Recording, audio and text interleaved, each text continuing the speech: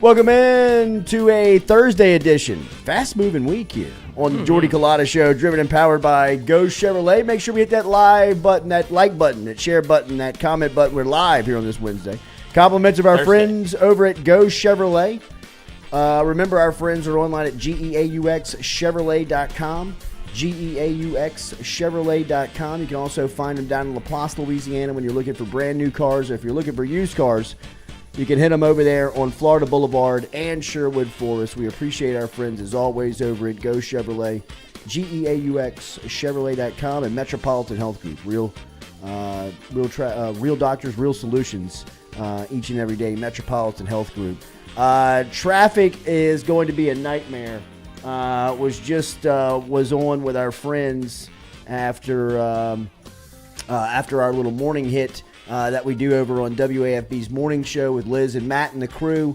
And it seems like there is a busted water line near Perkins and like Pennington Biomedical over there, which just has the city in a pretzel. So if you're moving around this morning, have some patience, be safe out there, lock into the Jordy Culotta Show. Make sure you're a subscriber on YouTube. Hit the like button, hit the share button, hit the comment button, because it looks like there might be a little bit of gridlock out there this morning dealing with some water line issues for the travelers here this morning over on Perkins Road. All right, we got a lot to get to over the next 2 hours. We're going to talk to John Brady, former LSU head basketball coach.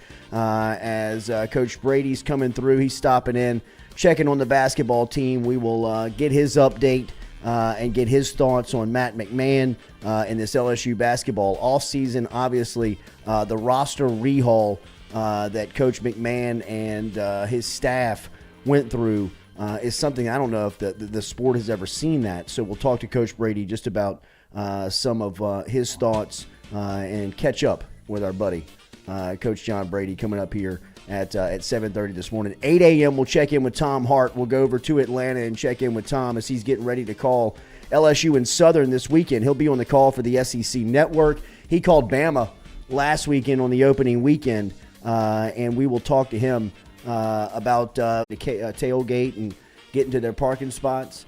I'd imagine that this will have that type of buzz and atmosphere come this evening, this afternoon, tomorrow, into Saturday's tailgate before kickoff ultimately goes off at 6:30. Look, the game is a plus 40 spread. LSU favored by 40 points here, and I think it's going to be a lot more than the football, which is going to attract the fans and the people out to Tiger Stadium. So it's a historical weekend. It's never happened. And with the TV money that's coming in and the conference realignment and the way that college football is shaking up now, I doubt you ever see it again, to be quite honest, just because these are the games and not, LSU Southern. It's, LSU Louisiana Tech, LSU Southeastern, LSU McNeese, LSU UL Lafayette, whoever it is, these state schools and really non-conference games that we've seen, where one school's paying another school. Southern going to make, a nice little chunk of change for the 10-mile travel this weekend. So, I doubt that this happens again just because of what is happening in college football. Obviously with the conferences and the TV money, we just saw it, a $7 billion deal for the Big Ten. I mean, Greg Sankey and the SEC have to be sitting back and just counting the cash because they're up to the negotiating block next and they got a better product. So the money is going to be stupid, once the SEC goes through this the only television thing that would, negotiating deal. If you want to continue to see it, the only thing that gives you a little bit of glimmer of hope is Brian Kelly said he wants to do it. If we're going to do it, let's play kind of what we're doing Saturday. He wants to play the in-state teams. He wants to play FCS, Southern, Grambling, teams like that. So if there's a glimmer of hope of continuing these type of games, it's that. But I don't see how you can ignore it, walk away from any amount of money that you could possibly make by conference expansion. If the CFP expands, you're gonna have to put some probably better teams on your Week zero schedule. There we go. That would be the best remedy to it, because you're going to have to play it outside of the chunk of college football season, because college football is about to turn into the NFL, right? I mean, where there's no Sundays off for anyone, right? I mean, yeah, we would be. You don't expect the Houston Texans to compete or possibly defeat the Buffalo Bills, but if it happens, are you really shocked?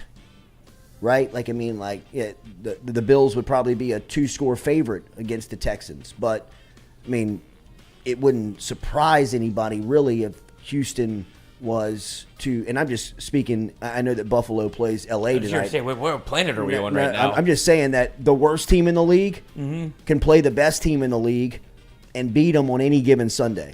And that's what college football is trying to create with the conferences that they are aligning.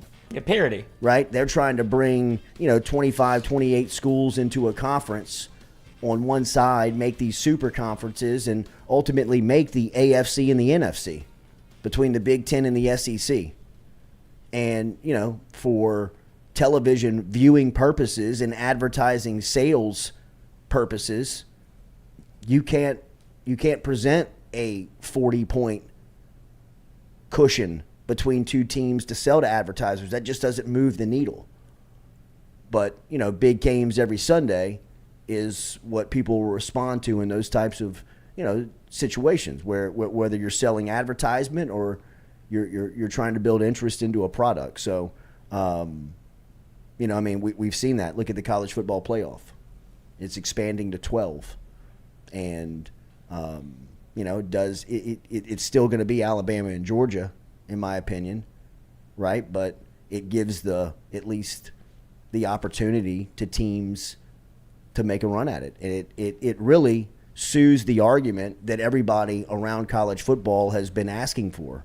Open it up to the best team to win. Don't let some computer pick it. Don't let the human element pick it.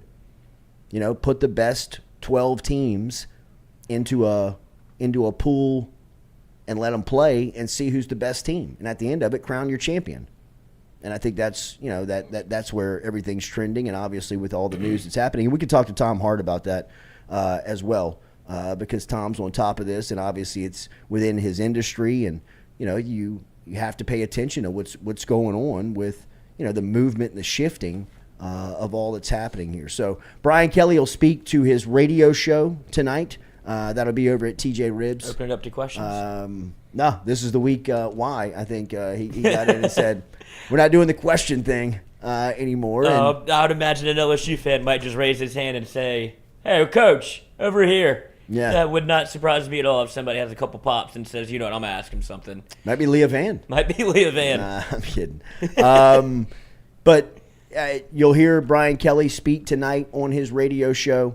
Obviously, he'll be talking and recapping last Sunday, and then moving on to Saturday night in Tiger Stadium, and he'll give his remarks on Southern. But as Coach Kelly has been speaking all week, he's really looking forward to not only making his debut in Tiger Stadium, but it's going to be a real cool, mile marker and historical reference that we mentioned for him to, make his LSU career first coaching on Tiger Stadium sidelines versus Southern. It'll be a game and a night that we all remember. So he'll be at his radio show tonight, and he'll be catching everybody up. Not too much on the teleconference yesterday. He was asked a little bit more about Joe Fuchsia, and Fuchsia, as we said, dealing with an academic suspension. Coach Kelly can't speak about that deliberately just because of some laws that are in order. There's a Buckley Act that doesn't allow him to speak about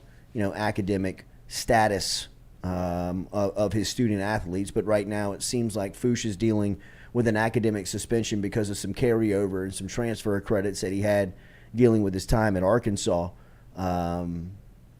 People that I've spoke with expect him back in 3 games. It was a 4-game suspension he missed last week. He's got a couple of weeks left that he will miss and should make him eligible by the end of the month. By the time LSU goes to the Plains to take on Auburn, that would be, really a key piece of added depth to a position that I thought really played well. After going back and watching the game, I know that Coach Kelly mentioned after the game that he needed the safeties to play a little bit better. But, the difference to me in watching that game back of, where LSU is now is that they're vulnerable in coverage. A lot of the times the defensive front was forcing, the quarterback from Florida State, Travis, into, some positions where the ball was up in the air. He was making plays, trying to make plays on the run by throwing the ball up to guys to make a play. And LSU's defensive backs they were out of position. They couldn't get there. And, that's kind of the shift of LSU kind of quite subtly over the last couple of years to where they are now, right? Where, a once prideful DBU, reputable defensive back play, cover 0, cover 1, man-to-man all game long, lock you up. They just don't have that right now. They don't have that type of player, or the guys that they have aren't up to that speed yet. And I don't think it was too much it wasn't on the outside, right? Don't you feel like it was a lot of buying time and creating stuff, and then they hit LSU over the middle of the time? Like that was one-on-one, it felt fine on the outside. Like you see the flea flicker that happened, can't happen, did happen. Touchdown was just a good play. Yeah, great play. You got fooled on a trick play. But then when you see like the third down conversions over and over and over again, they were all either Travis creating or just picking you apart on the middle of the field. And that's stuff that you would hope is fixable, right? Well, that's the problem with not going man to man. Right, that's what I'm saying. So you get middle of the field is and wide open. Even you go back and you look at some of the linebackers dropping into zone, like they're dropping into coverage, and they're just dropping to drop into this space on the field. But in zone coverage, look, man, by no means am I any football coach, and there's a lot of people in this chat that probably know more football about me from a coaching standpoint. But I know when you're playing zone defense in football, you got to have your head on a swivel. You know what I mean? You can't just drop back into a space and just sit there and wait for somebody to run. You got to get back and kind of be waiting and looking, first off, so you don't get your head taken off, and next, so you can make a play. And there were times when Mike Jones was in zone coverage where he was dropped back and he was, kind of in the right area, but he just wasn't. His awareness wasn't there. If you go back and watch, his head's kind of looking straight at the quarterback the whole time, where, in those types of situations, you got to find the guy and you got to find the ball, right? And he was just kind of looking at the ball, and the guy was just kind of coming and taking the ball from him. So, it doesn't feel like they're miles off. It just feels like they got to get the guys to make the play. And look, game 1, new staff. I can sit here and make all the excuses that you need to kind of get you through the rest of the week and get you to the weekend and say, okay, LSU's in a good spot. To me, you go back and watch it again, and I've watched it now for a 4th time. Wow. So were you playing that condensed game over and Brutal. over? Yeah, and quite honestly, there's more good than you think. Yeah. You know what I mean? For sure. And it's, especially in the and by no version. means am I saying that it's elite, high-level football and can get, you can win at, consistently with it. But there are things in there that you're like, okay. Just get him to turn his head a couple of times. He's probably going to make that play, because the way that I kind of looked at Mike Jones is that's where he was best. Yeah. That's where, to me, he looked more comfortable, was out in the open, playing and running, you know what I mean, with the ability to make a play. So it doesn't feel like LSU Mississippi State 2020 when you watch that defense and you were like, "It's no way we're getting better." This is unfixable. There's no way that they're going to go from week 1 to week 2 and be better. Like that looked like it was cooked from snap 1. This feels like Matt House is going to implement more things, probably get it a little bit more complex. With an NFL background, he's coached in college before at Kentucky, so it's not like he's out of his depth. I mean, they had some blitzes. I mean, that's some good-looking blitzes out there for week one. The Ollie Gay blitz, you can't for free. Week one. Yeah, right. I mean, Boy, there was a couple of times where, he would pop those linebackers up in the middle and show blitz pre-snap, and he'd drop them back and he'd bring them from like the outside, like the nickel guy would come up there and make a play. So I mean, like, if that's what week one, that's the type of stuff you're thinking about, push the corners up.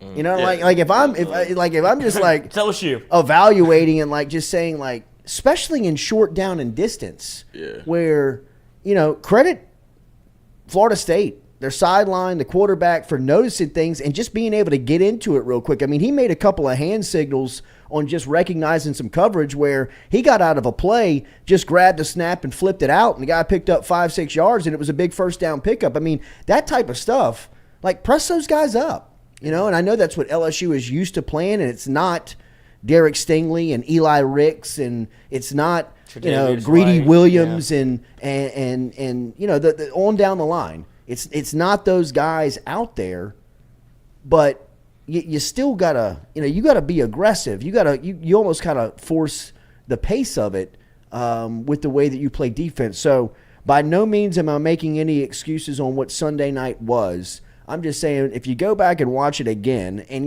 kind of the emotion has subsided, you've kind of you've kicked and screamed and you've yelled as much as you can about what you saw, and you just kind of go back and watch the football aspect of it. They're not that far off. I mean, look, if they stay in this place, they're not going to beat anybody all year. They got to improve, right? They got to keep, progressing. But they got the ingredients. Mason Smith is a huge hit. I mean, it just sucks, man, that you lose him, and it feels like you've lost two players because obviously of the size and space that he takes up on the game and on the defensive line, but just like the depth. I mean, I didn't even really consider him a guy that would be in a rotation just because of how good a shape he was in, how good of a player he was in. He was almost a guy that could play like 85% of the snaps for you every Saturday. A 3-down back. You know what I mean? Like, and was versatile enough to go from a 4-point stance to a 2-point stance. Go from a 2 hands in the dirt to standing up as a defensive end. He's just a freak. Yeah, let him do whatever he wants. The people that have come up to me and been like, I just don't get the Mason Smith thing. I'm like, look at him. How? Did you see the play that he got hurt on? How don't you understand what that guy he allows everybody else to do? I mean, he takes up 2 players a snap. Every single snap, 2 players have to account for him. I mean, you're essentially playing 10 on 11 when he's out there. And it just, man, losing him in the first defensive series of the season is that's a nightmare. Can't even draw it up. It's a nightmare. Mekhi Wingo did fine. Like, you have that's what we talked about. No, LSU has depth. That's just a terrible. It's not the guy you want to lose, obviously. But for it to happen that early on in the game and LSU to still be not like shell shocked, they were able to adjust, and credit to Matt House for like, all right, we got guys that I can plug in and play. It's not going to be the same, but at least you still have players that can compete out there, and they'll be fine in the SEC. You just lost an All-American. Yeah, no, it's man, it was brutal. A brutal loss. Go back to watch that, man, and he knows it immediately. He knows it as soon as he does it, and that was the beautiful part, and that is the beautiful part still about the defensive line is their depth, and they will not be able to replace Mason Smith. That is impossible to do on this defensive line, but they've got enough guys where, in a rotation, in a pecking order, you can get some guys that can play. Obviously, Mekhi Wingo is going to be the first one off the bench and probably become a full-time starter for you now that he's out. I mean, what was his final stat? That he had 7 tackles on Sunday night? I mean, the guy is truly – he's everywhere. I mean, he's everywhere. That's everything they said he was going to be. Yeah, no, he's everything that he said he's going to be. And even Brian Kelly yesterday was asked directly about him because of the Mason Smith injury, and one of the first things he said was he won the Iron Tiger. He won the he won this week's SWAT team. Like his team graded out with the most points. You know, I mean, that does not continue to be an accident or a coincidence when that stuff happens. You know what I mean? That stuff's happening on purpose because that guy is deliberately making sure that he's the first in everything. And just with that attitude, you know, I mean, John Brady will be here. He's a former coach at that level. Just when you're coaching guys like that. Anybody watch Hard Knocks last night? Mm-hmm. You know, I mean, that's a brutal week, I'd imagine, to be a coach Dan and general Campbell's manager. just walking around like, oh, I don't like this. Shows you how invested he is, though. Yeah. You know what I mean? He's been in it before. He's been on the cut line. Like, Dan Campbell was not always – it's like he was a stud in the NFL. He was a player and got in and eventually kind of carved out a good career for himself. But the reason he was able to make so many NFL teams is because of Makai Wingo level effort. Yeah. Like, that's how he stuck. So I would imagine him having to cut guys that he sees a lot of himself in that are like, Brady, if there was 90 spots, you'd be here. But we got to trim it down to, you know, whatever number it is. And he's like, 53. I'm sorry. Yeah. I don't want to do this. No, it's brutal. He's invested, man. It is brutal, man.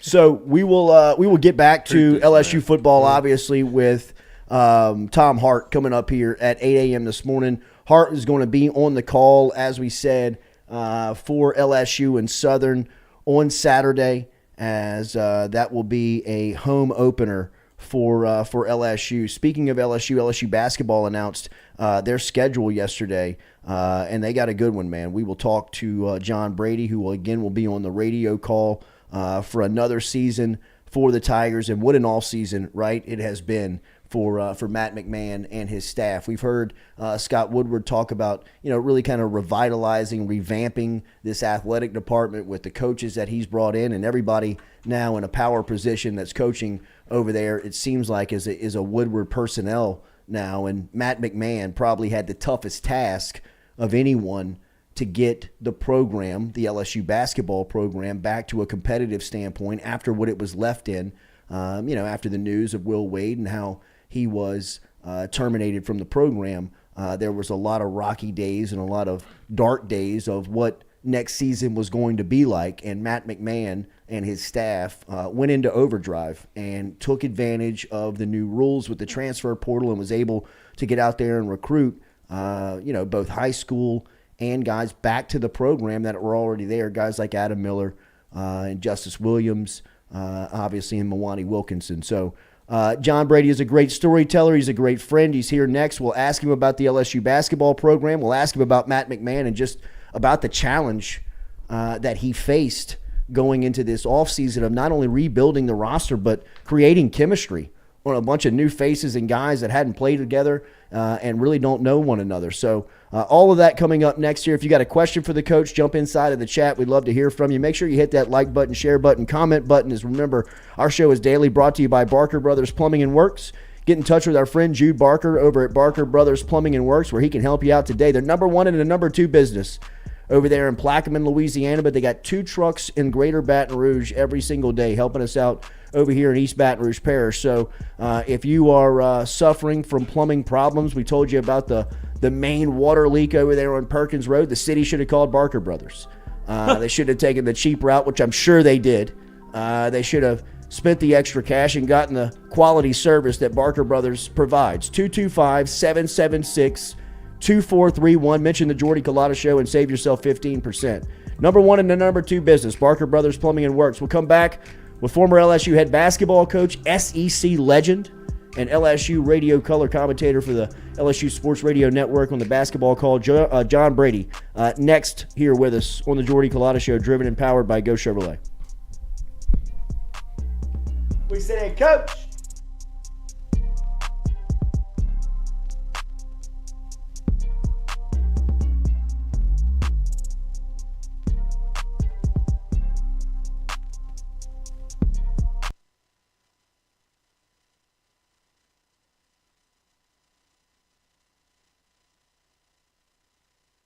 In a wreck, Gordon McKernan Injury Attorneys is ready to go to work for you.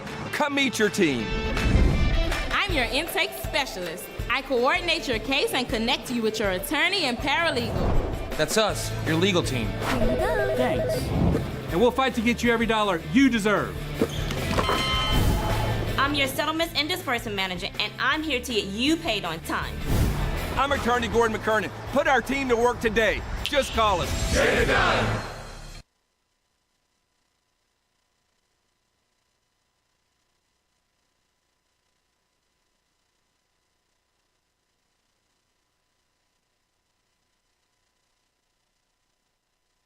Hey Baton Rouge, when traveling through Natchez, Mississippi, whether you need to fill up your vehicle or your belly, stop by Go-Mart and On The Go Deli.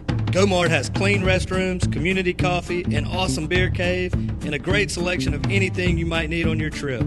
So stop by Go-Mart at 4 Sergeant Prentice Drive as you're entering Natchez on the left, and visit Tom and Wright Granning and their awesome team at Go-Mart. We've seen the BK takeover stuff from LSU and social media, and really in his short time in Baton Rouge, there's been a lot of people embracing his approach to building this roster. What's it like to recruit alongside him? Oh, it's been great. Coach has been awesome to me because he lets me be myself when it comes to recruiting, when it comes to coaching. He lets his coaches coach, he lets his coaches recruit. So I have no complaints on that end. And when I need him to get in touch with a kid, he's there for me. The communication line has been great. He's just been nothing but supportive.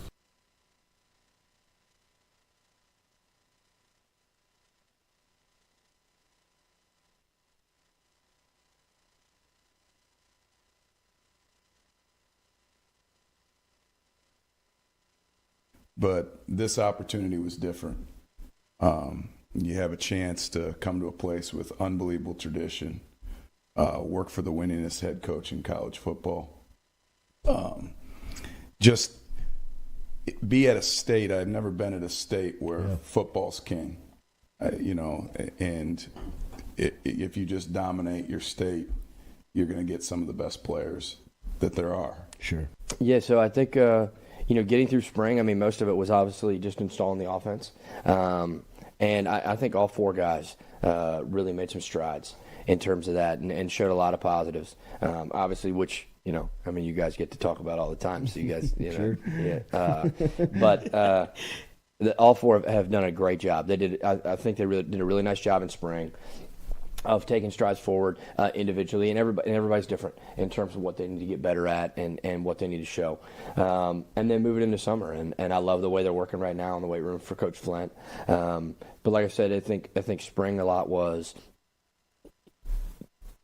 everything was new for everybody. So especially at the beginning, there wasn't as much evaluation, say the first few days, get into the flow, and then I think we got some good opportunities for some guys to get some reps, and I think everybody showed some positives. Hey Baton Rouge, when traveling through Natchez, Mississippi. I was embarrassed about my smile. Are you unhappy at yours? Do you not smile back at yourself? I called my friend, Dr. Spillers, over at Johnson Spillers. He fixed my smile, and now everywhere I go, people are complimenting it after the work that Dr. Spillers and the staff did to my mouth. They can do it to yours. Get in touch with them. JohnsonSpillers.com. 2 locations, one in Gonzales, one in Baton Rouge. Easy to find them, JohnsonSpillers.com.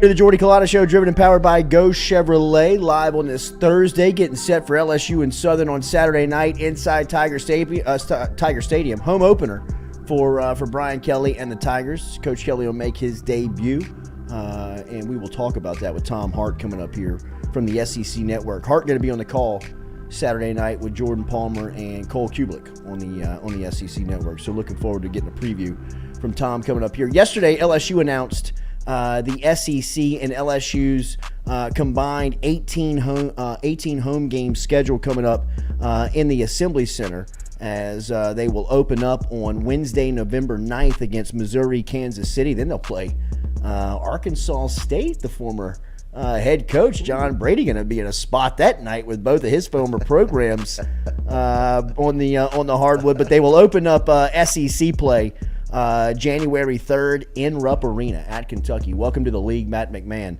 as he will get a taste of it early on. But here to talk to us a little bit about the offseason, catch up with a good friend, as it's been since basketball season, since we've seen our guy. And first time in studio, which is that is a sin on us. That is way too long. It's good to see our guy, John Brady, here this morning. Good morning, Coach. How are you? I'm doing wonderful. It's a nice place you got here, man. You know, I'd probably be a challenge to see if I could do it. Yeah. You know, with all the things that are going on, and you know, that NIL and the transfer portal is one thing, and then the NIL deal. You know, we talked about that on the phone yesterday a little bit when I was driving up here. But you know, when I think when players make that decision and they get paid, and I'm not talking about getting paid $5,000 or $10,000 or help you with a new set of tires, you know, in your car or something. I'm not talking about that. I'm talking about, it's significant money. I think you set a precedent then. Now you're almost a professional, and the criticism that comes with being somewhat of a professional by getting that type of money, you know, the criticism's going to be there, and if you don't perform, then you have to, you know, pay the piper, so to speak. You know, and I mentioned this to you. You know, there's a guy in the stands feeding a family of 4 with $100,000 a year, and he's paying $75 a ticket to watch the team play, and then he knows, out of just the public knows, how much this particular guy, that particular player is getting in his NIL deal, and you expect to see a guy buy in. Yeah. I mean, I would. And because, you know, so I think that's another dynamic, what this NIL has brought to college athletics, particularly football, because of the interest that it creates. Yeah. You still have a lot of good friends within the high level of coaching. How have you talked to them about the management of the team, the management of how you deal with the locker room now? Well, I don't even, once the deal is done, my friends that are still coaching at this level, they don't even go down that road. Once it's done, everybody knows, and you proceed as you have and expect a standard of play from everybody across the board, regardless of what NIL deal has come their way. Yeah. And you just proceed as like it's not there. Yeah. Because if you start doing that and compromising, you know, your standard as a coach, because this guy gets that and this guy doesn't get that, you're in for a rocky road. So they just proceed as if it's not there, but it is there, and you hopefully the young man who is getting really significant money realizes that it's an opportunity for him to have a leadership role and do what's expected of him, and hold him to a higher standard. That's just the way it is. You know, I think, you know, like Tom Brady or whoever, these guys that make that kind of money, the standard set for them is real high. And the guys who handle that and take that responsibility and lead the team because they have that designation, it makes it for a real positive way. Anytime your best player, regardless of NIL or not, is a low-maintenance guy, it sets a tone for practice and games that benefits the coach. Absolutely. Your early impressions of Matt McMahon, just of meeting him and getting to know him, I guess, on this short term that he's been here. You know, I like the guy. I think what you see is what you get. I've watched practice. I've watched some workouts. I've been up and spent some time with him. He's been more than gracious, and not only with me, but anybody else. Anytime he meets a former player, he wants to take a picture and put it out. He's interested in who they are, what they've done. He came over to the clinic that was at the Sports Academy that Brock Cantrell put together. It was really a great deal, and he came over and met everybody and exposed himself to that. And his daughter was there in the camp, which was cool. She's a player. Is she? Yeah, I mean, his 3 kids. He's got a son Jordan's age who's you can tell they come from a basketball You'll fan. be all over that. They already picked him up in the Red Storm. We're good. You'll be got our power forward. You'll be the new College Temple of U-High or wherever you're going to school. You know, but he's been good, and I think he can really coach. I think.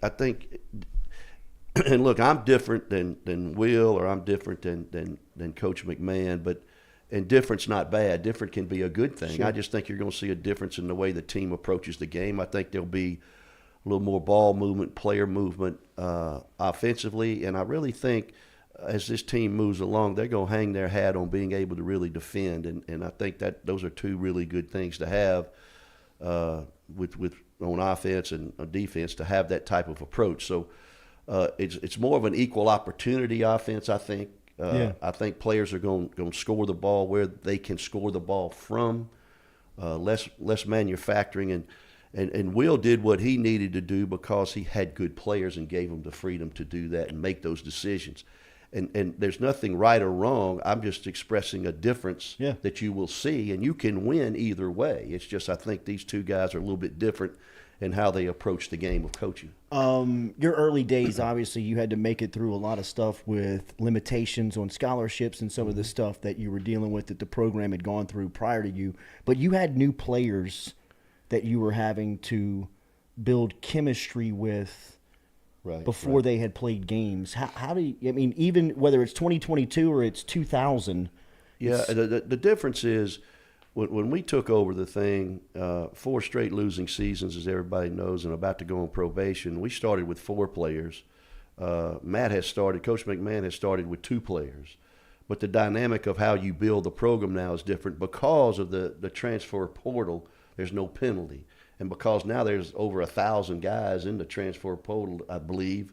When I was started back then, if there were 250, because then it started building as the years went on, but you couldn't do it that way. And so we had to do it through the draft, so to speak. We had to do it in a more deliberate fashion.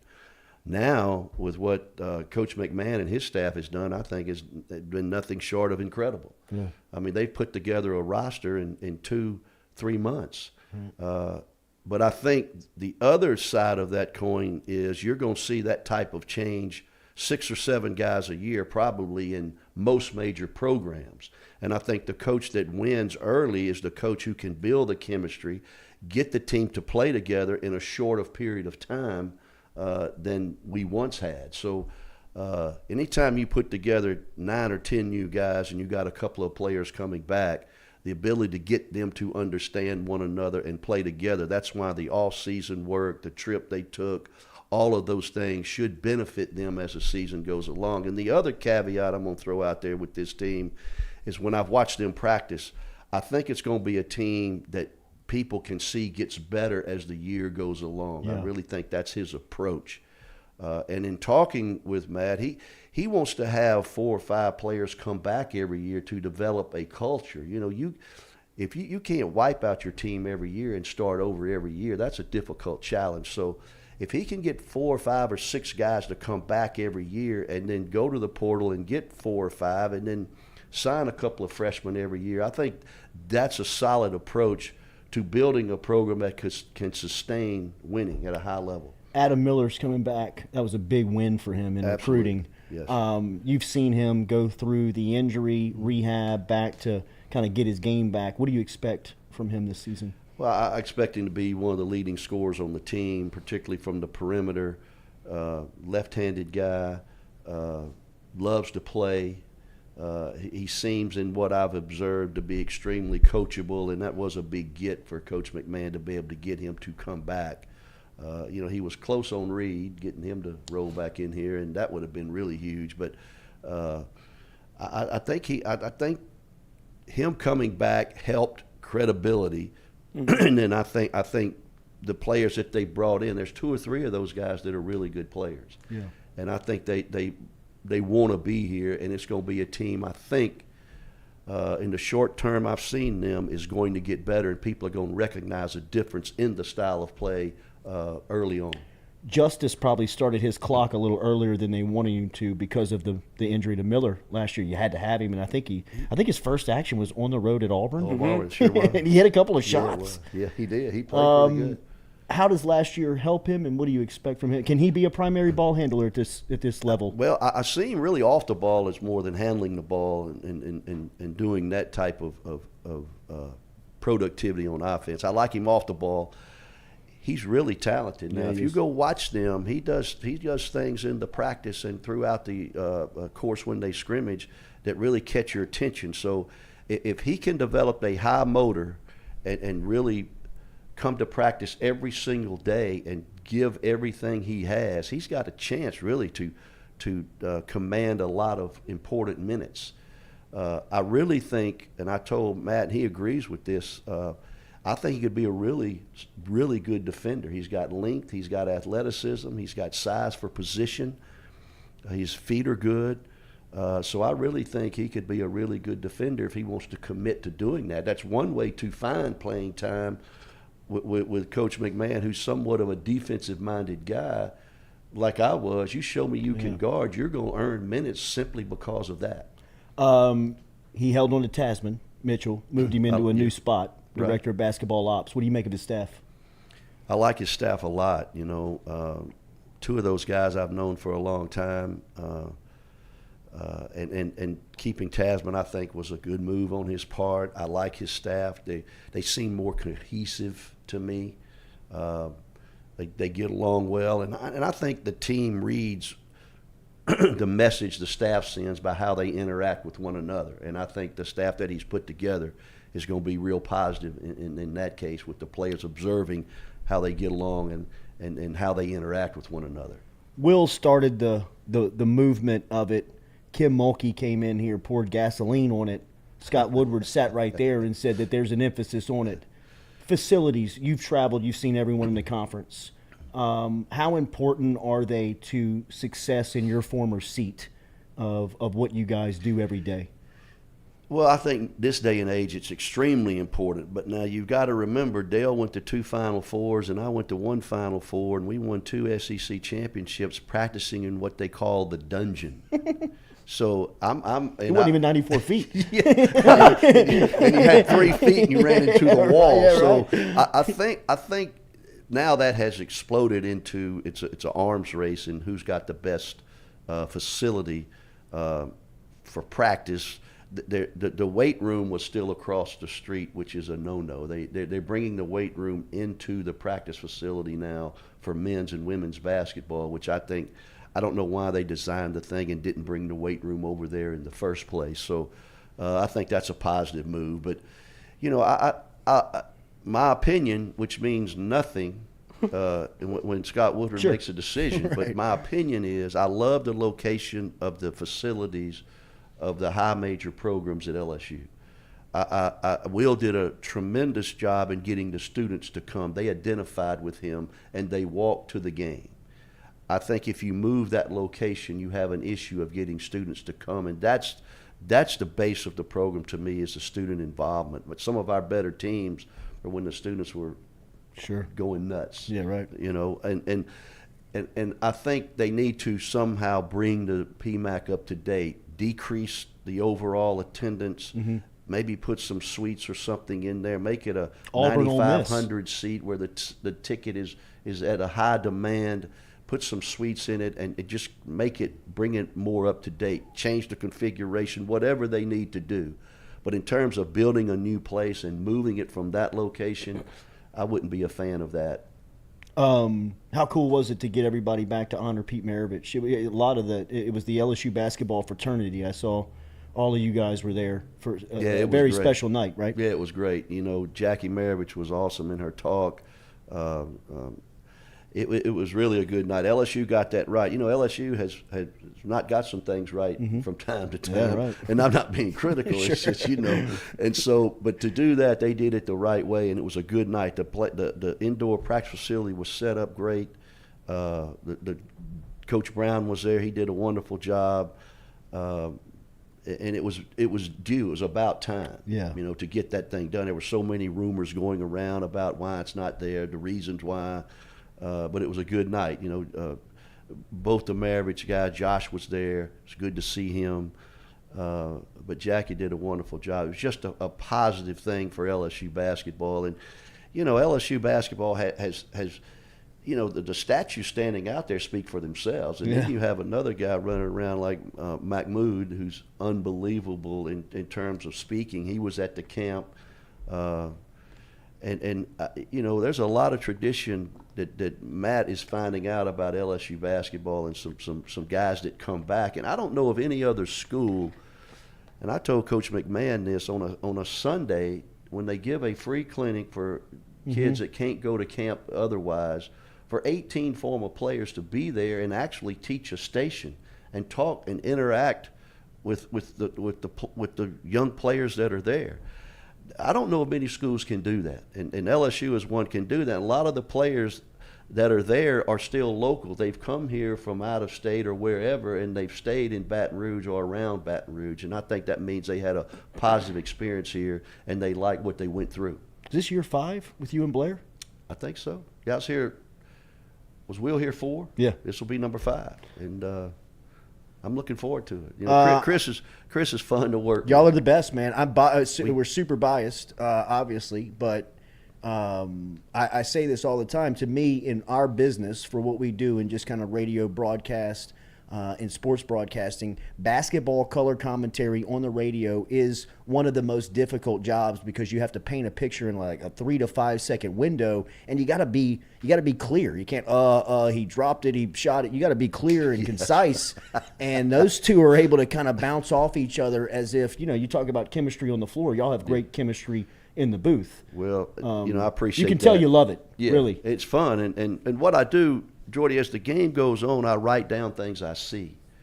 So when I do have that opportunity to inject something I saw, I have it sitting in front of me, and I actually write out what I want to say while the game is progressing, and then I make notes, then go back at halftime and bring up specific points where this has happened to, bring the fans into kind of what is happening on the floor.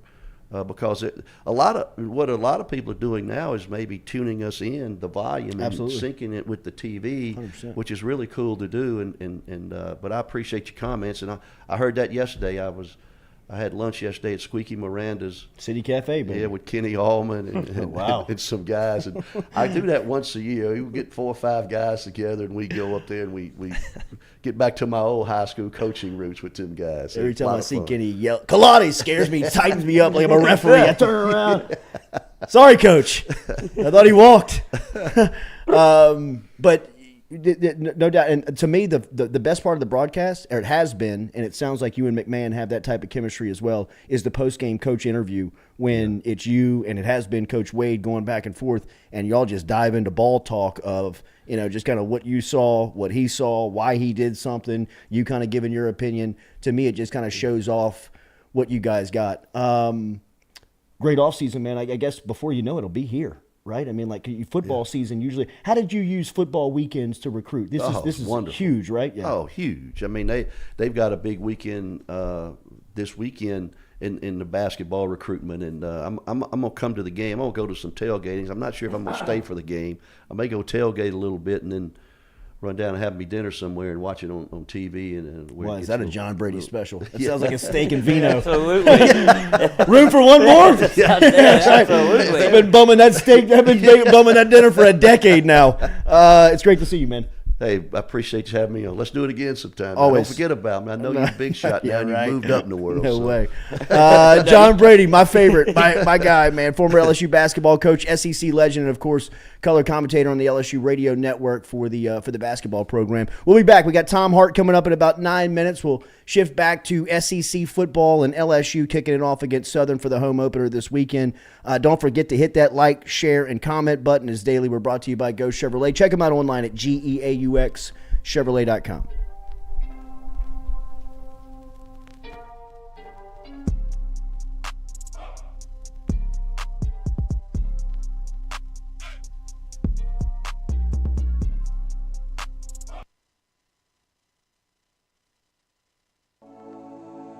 Looking to book a dumpster but no idea how? We've made it quick and easy for you. Check out our website at moralesrolloffs.com. Let Morales Roll-Offs know your desired delivery date, and finally, provide your contact details. To make payment, look out for an email invoice with all your booking details. On delivery day, our driver will notify you through text and email that your dumpster is ready and on the way. Now you know how easy and convenient it is. Call Morales Roll-Offs at 225-427-0000 for your dumpster.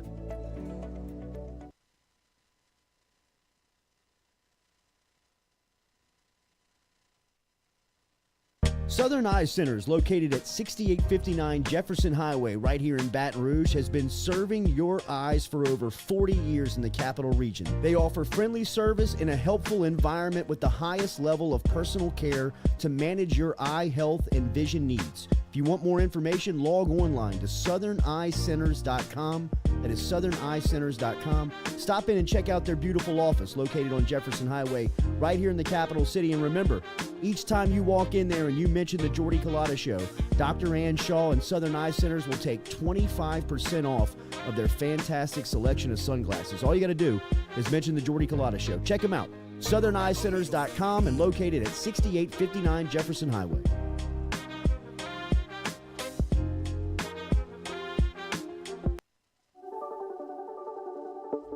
Don't let the name fool you. Men's Total Health has offerings for the ladies, too. Guys, is your wife or partner suffering from urinary incontinence, low sexual desire, or pain during sex? Then the O-Shot might be for her. Don't let it scare you. It's totally natural. It's PRP. And Mike Roach and the crew at Men's Total Health will make you as comfortable as you can be. Contact me for more information, Katie at jordyculotta.show.com, and I'm happy to tell you everything that Men's Total Health has to offer for the ladies.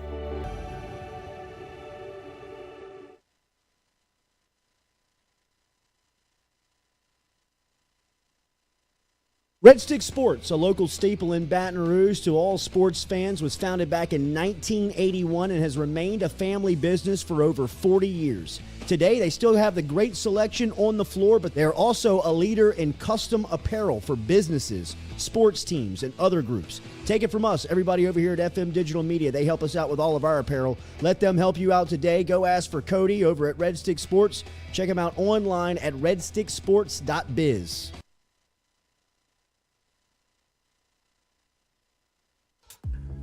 We love the crew over at Fresh Chef Kitchen. Chef Shane and his crew dropping off the meals every Monday here to FM Digital Media, whether it's breakfast, lunch, dinner.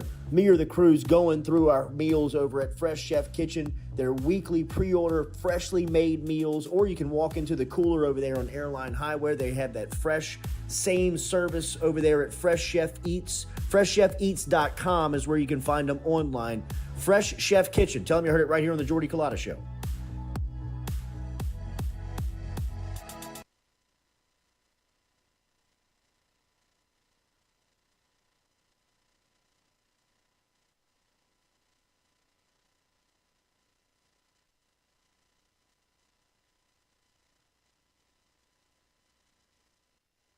And the nucleus of LSU's team has to be from Louisiana. You can look up every championship run, and the nucleus of all of those squads have been from the state. You've always had outside influences, whether it's been Brandon LaFell or Joe Burrow. You know what I mean? Like, pick the one that you wanna bring in. But there's always been that one big-time player. I think that the weekend that LSU had this past weekend, where they brought in, like, Ashton Stamps from Rummel, who's a DB from New Orleans, 3-star guy, but you've seen his recruitment really start to pick up.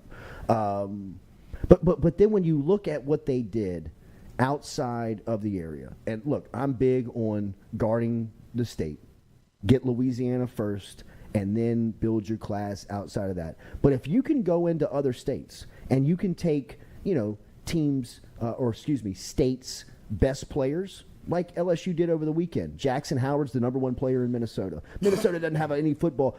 I get it. I get it that they don't have the traditional football, players, high school programs that Louisiana, Texas, Alabama, Mississippi, Georgia do. But if you can go in and take somebody's number one player, who was it? Tayshawn Bowers a few years ago, the big stand-up defensive end who was out of New Jersey. Mm-hmm. He was the number one player out of New Jersey that recruiting cycle. Came down here. Took him a while. Mm-hmm. You know what I mean? To catch on, but by his senior season, he was a problem coming off the edge. I mean, you look at this guy, Jackson Howard from Minnesota, right? Like, I mean, he looks like an SEC football player. His physique, his style, the way he plays. You look at a guy like Joshua Mickens. Mickens is the number one player in the state of Indiana.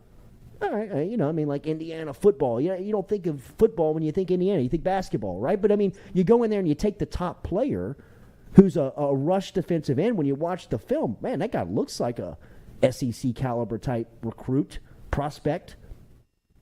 And LSU's able to get number one player in Minnesota, number one player in Indiana, Deshaun Womack, who we spoke to yesterday, a highly rated player in the state of Maryland. Deron Reed, who's a top flight player in the state of Georgia.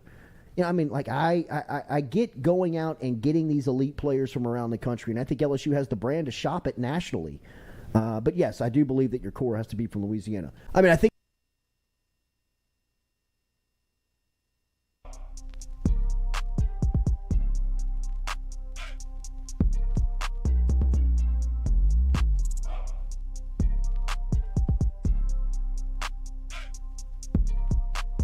All right, welcome back here to the Jordy Culotta Show. Special thanks to John Brady stopping in. Good to catch up with our guy. Make sure to hit that like button, share button, comment button. Looking forward to this weekend because the best crew in television will be on the call for the SEC Network. On the ones and twos will be our guy Tommy Hart, and Jordan Rogers will be on the analyst. And then down on the sidelines, Cole Kubelik, who gets... Tom, I was listening to you earlier this week on Cole and on Kubelik. And Greg's show. And you're right, man. Cole's halftime interviews with the coaches, especially Nick Saban, he's able to pull quality information out. Usually these things are just kind of pass-bys where you're like, Coach, what do you think? How's the first half going? And they give you a bunch of coach speak. Kubelik's he's able to pull info out in real time, which you rarely see done. Best group in television. Tom, welcome in. Good morning. How are you? Well, I'm great. That's really nice of you to say. Yeah, it's interesting the way we do our job. I'm really lucky in that I work with two guys who both played in this league, and they watch a ton of film, a ton.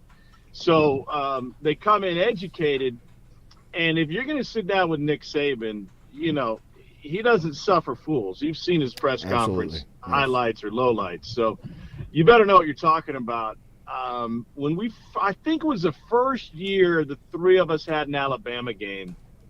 We went in to meet with him on Friday afternoon, and he's, listen, a lot of these guys have tight schedules and they're busy and they carve out some time for us, which is very nice. But generally speaking, the Mickey's longhand hits a number and their SID shuffles them out of the room. Well, next thing you know, we were talking to Saban about going from pro-style offense to spread. This was when Kiffin was there, and what they do inside the red zone.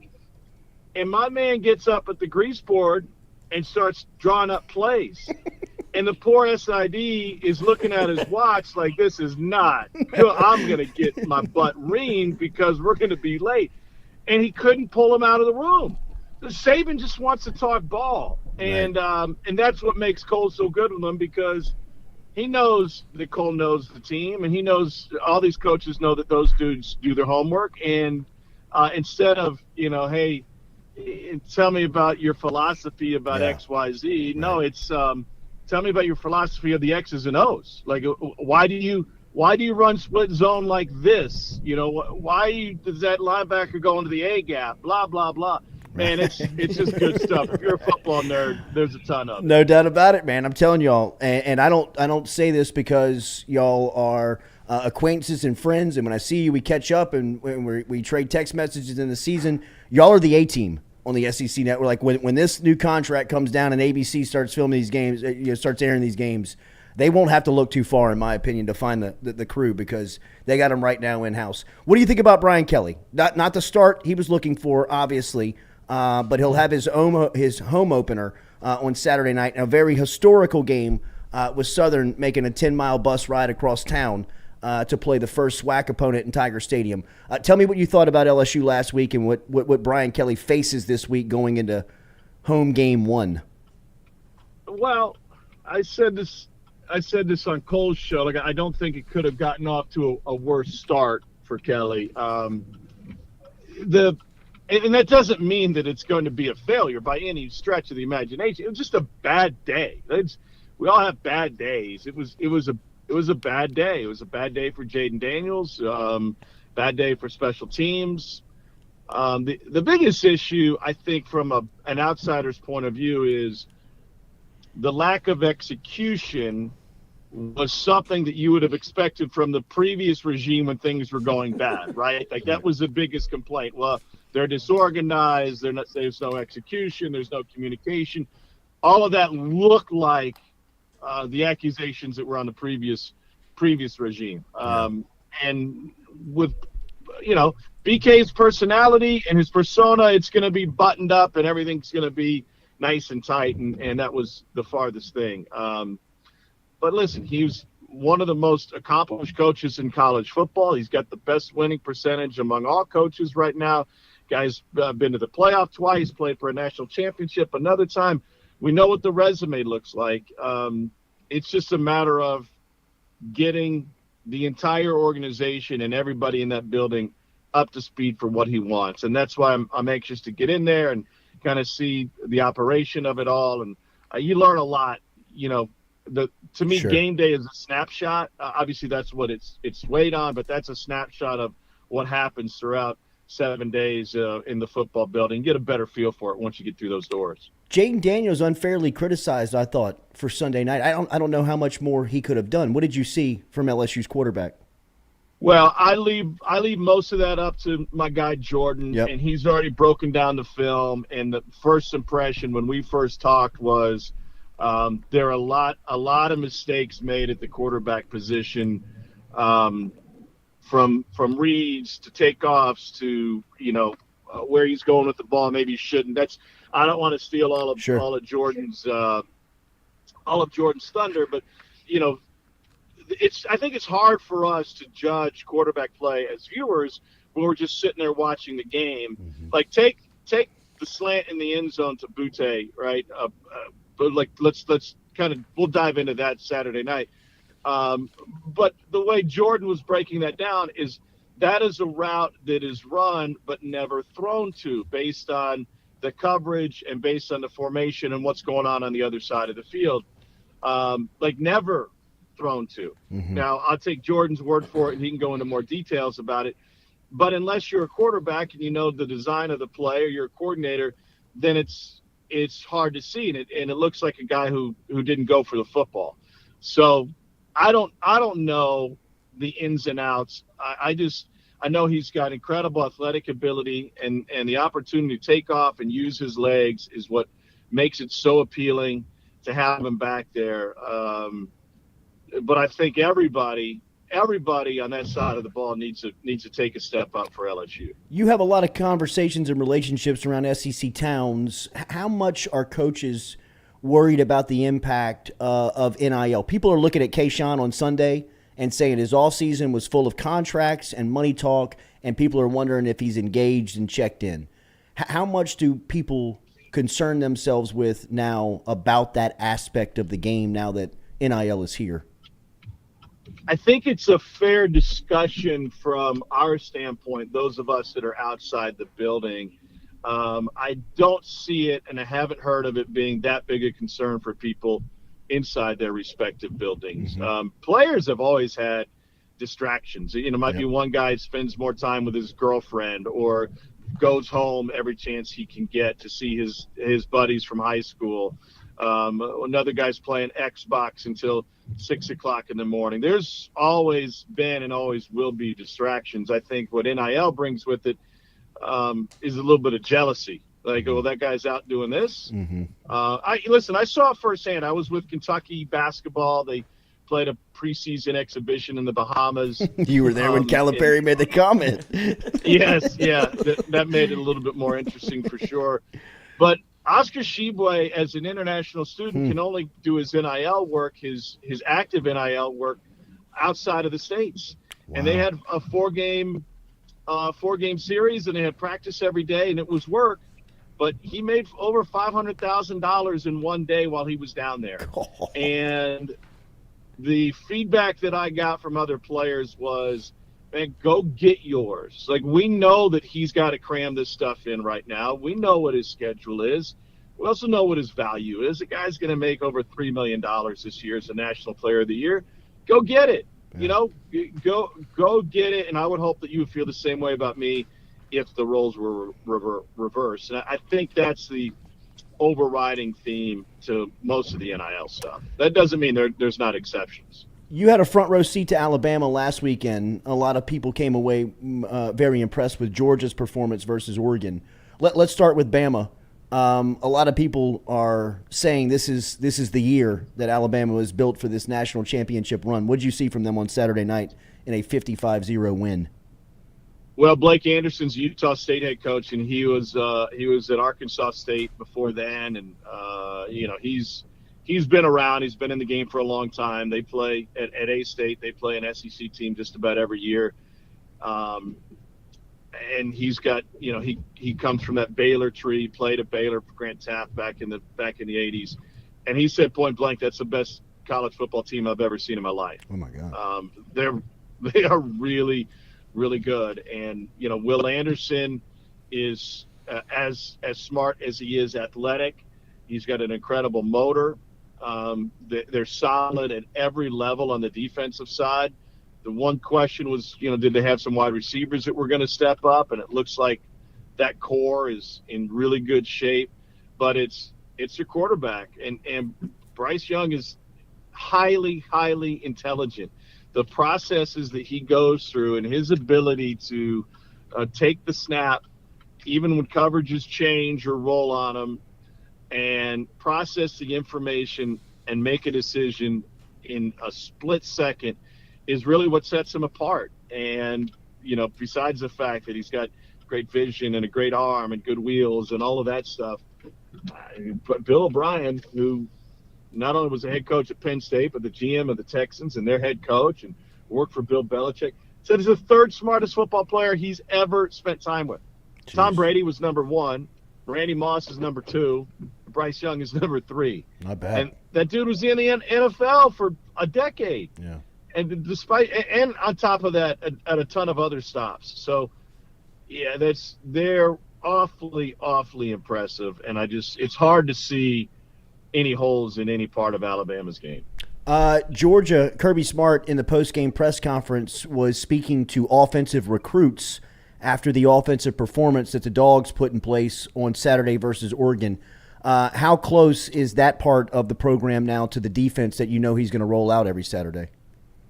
Well, they've got to be better offensively this year because they're not going to have a record-setting elite defense like they did last year. I mean, that's just the facts. I mean, the draft day, every other pick was a guy on Georgia's defense, it seemed like.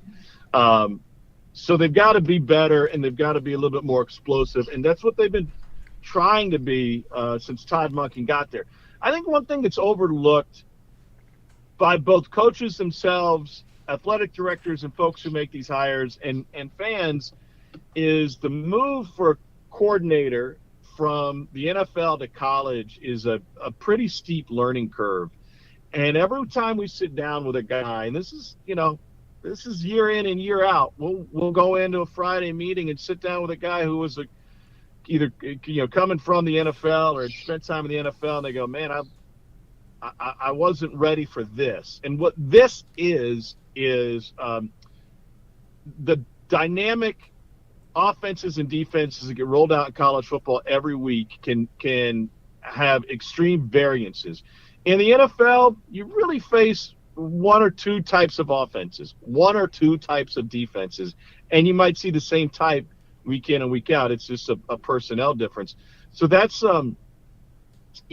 that's a big change for these guys, and it really smacks them in the face come game week when they just went from no huddle spread to prepping for pro style. The next week there's an option team on the schedule.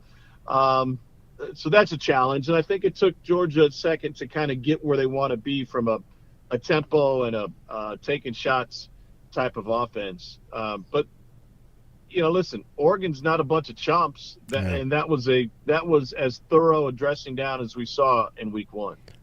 Billy Napier had a huge opening win for his time in Gainesville versus Utah on Saturday. He's got a quick turnaround here with a very just tough opponent in Kentucky. They've been very consistent over the last couple of years. This is the best game in conference on conference opponent. What did you make of Napier last weekend and the challenge he has ahead this weekend as Kentucky comes to Gainesville? That quarterback, Anthony Richardson, was magnificent. It wasn't just a guy making plays with his legs. They had some plays drawn up that took advantage of what Utah was doing on the back end. They had one play where they just kind of flooded all the receivers to the right side against man coverage, and he took off and ripped off like a 70-yard run, and it was well designed and well executed, and he can make plays, man. He can.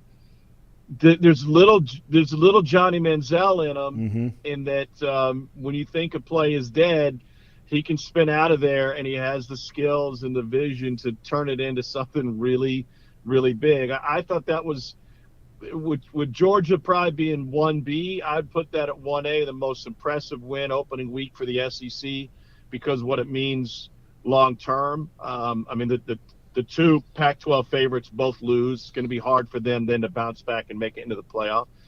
Utah is a really good team. I saw them in person at the Rose Bowl last year. Well coached, great quarterback, lots of weapons. It didn't seem to matter. That was a great momentum win for Florida. And personally, I think they keep it going. Kentucky is a solid program, but not only are they without Chris Rodriguez, but another running back took a hit and is out with an ACL. They just don't have the depth in the backfield that I think they're going to need for 4 quarters against Florida. They've got good receivers. Dane Key is a new guy, freshman, Lexington kid who's really good and going to be in the NFL in a couple of years. And Will Levis is a really good quarterback. I'm not necessarily buying like a first-round NFL pick, but maybe he gets there.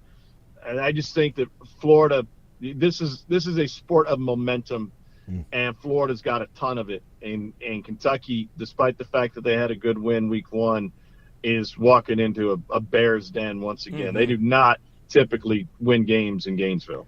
How big of a spot is this for Heupel in Tennessee this weekend going into Pittsburgh? Is this a big spot for them? Yeah, it's huge, especially considering, the crowd that Pittsburgh played in front of week 1 and what they'll have week 2. That was the largest crowd for the Backyard Brawl to ever see a sporting event in the city of Pittsburgh. Wow. Think about that. The largest crowd ever.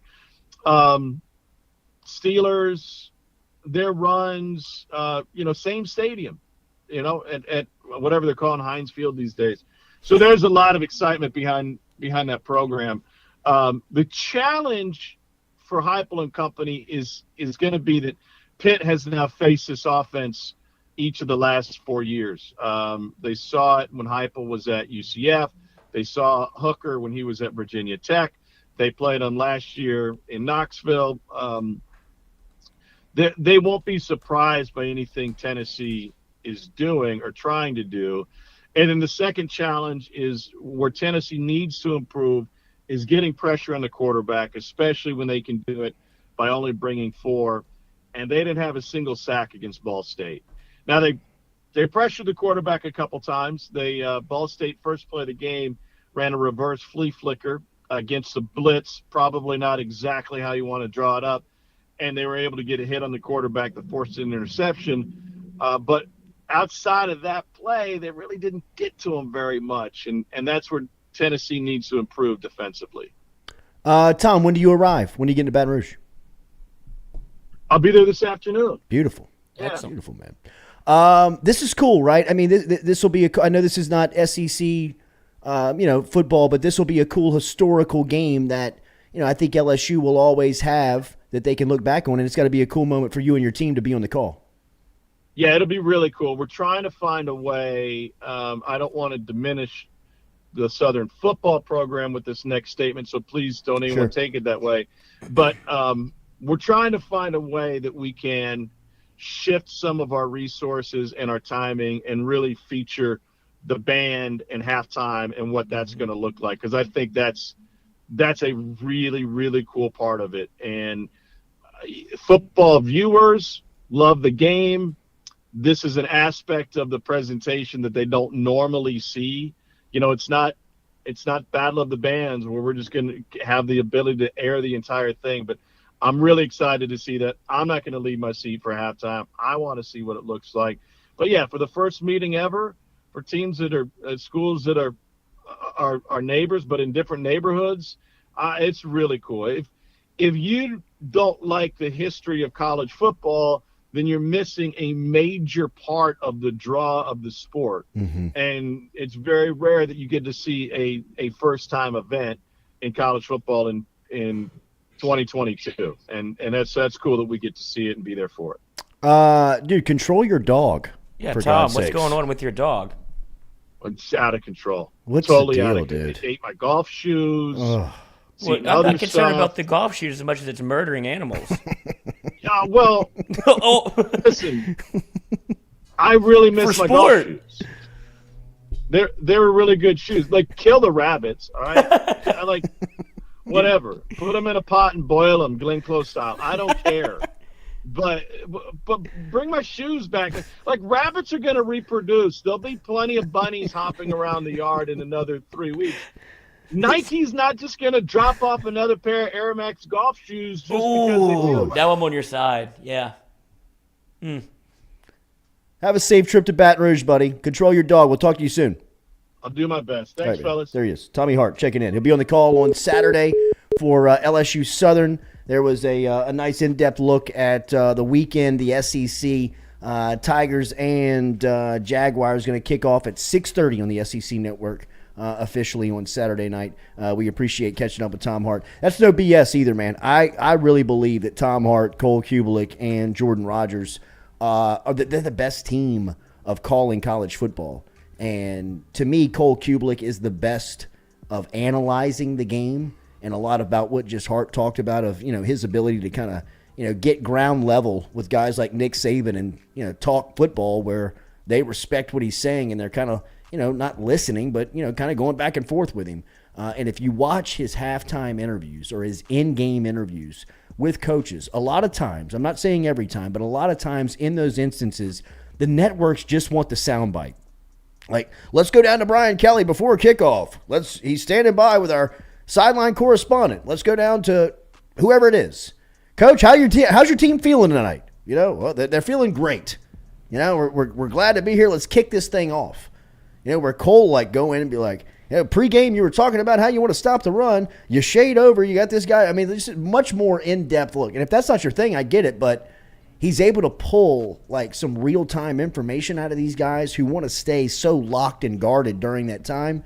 He's able to kind of break them down a little bit. And, for that reason alone, I think he's a must-listen when he's calling a game. And his radio show's fantastic over in Birmingham with Greg McElroy. But when those three are on the call, you usually learn something about the sport. You definitely learn something about the team that you follow, because no matter if it's Southern or LSU this weekend, you're going to learn something about those two teams because they're doing their homework. They're going to do the interviews. They're going to talk to the coaches. They're going to talk to the players. They're going to get something that we don't know, and they're going to tell you about it during that broadcast. And if you're paying attention, I love listening to them. I'm interested. What a tease about the Jaden Daniels, Keyshawn Booty throw where he wasn't going to tell us because I guess they're saving it for the broadcast. But it's always interesting to get a quarterback's perspective on what, and he knows so much about play design and what they're actually supposed to do, I guess, or what reads are there. That thought never crossed my mind that Butte is just there for show, essentially. Like a decoy. Right. Kind of. But I guess it is amazing. The Florida State fans are still on social media tweeting at me. Oh my goodness, it's unreal. Yeah, I mean, man, the YouTube. I get notifications for comments and such, and it's all Florida State. We're their favorite show. I know. I love that. I love that. Y'all are great for the algo. I know. Yeah, absolutely. I haven't won in a while. Sunshine it's been Scooter. a long time. 90s feel like 50 years ago. In feel Tallahassee. like Cowboys fans. Right. We won in 2013. Yeah, then Jimbo told you y'all were cheap. Left. Didn't want to spend any money. Yeah, they went to the richest team in the country. Right. They came to the SEC where everybody's winning. We beat you in the regular season. Cool. Take it. Yeah. We'll talk at the end of the year. All right, Zach Ewing from The Advocate's going to come by here at 8:45. We'll get his Caesars picks for the weekend. We're watching the NFL. We didn't mention it. The NFL kicks off tonight. Football is here. Buffalo and Buffalo's in L.A. Oh, L.A.'s a home underdog as a Super Bowl defending champ, giving 2.5.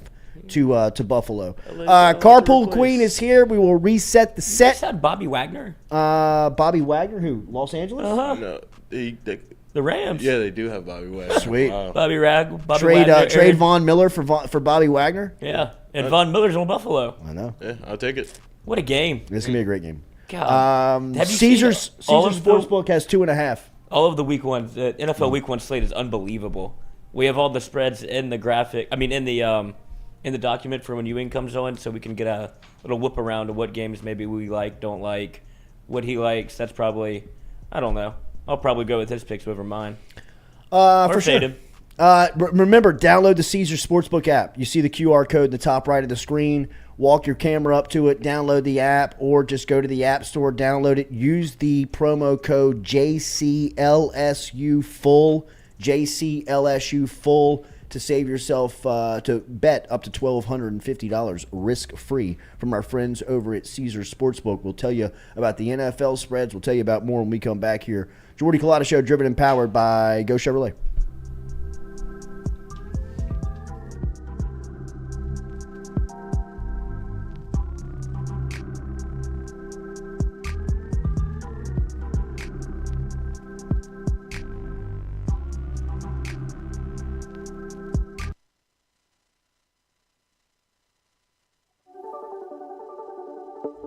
Don't let the name fool you. Men's Total Health has offerings for the ladies, too.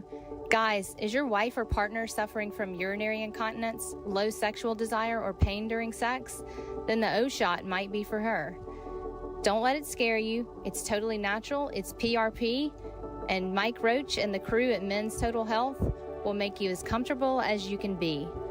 Contact me for more information, Katie at JordyCulottaShow.com, and I'm happy to tell you everything that Men's Total Health has to offer for the ladies.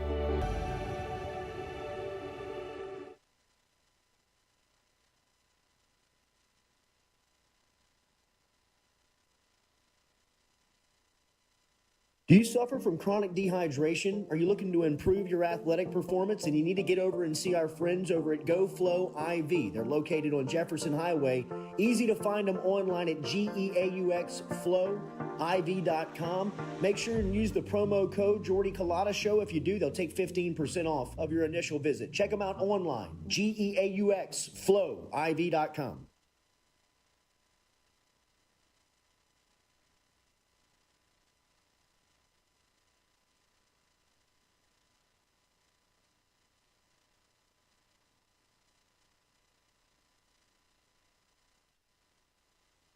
In a wreck, Gordon McKernan Injury Attorneys is ready to go to work for you.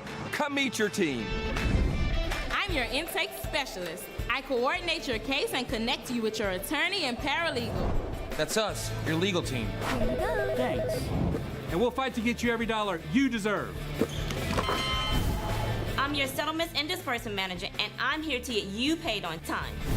I'm attorney Gordon McKernan. Put our team to work today. Just call us. Get it done. Do you suffer from chronic dehydration? Are you looking to improve your athletic performance and you need to get over and see our friends over at GoFlow IV? They're located on Jefferson Highway. Easy to find them online at GEAUXFlowIV.com. Make sure and use the promo code Jordy Culotta Show. If you do, they'll take 15% off of your initial visit. Check them out online, GEAUXFlowIV.com.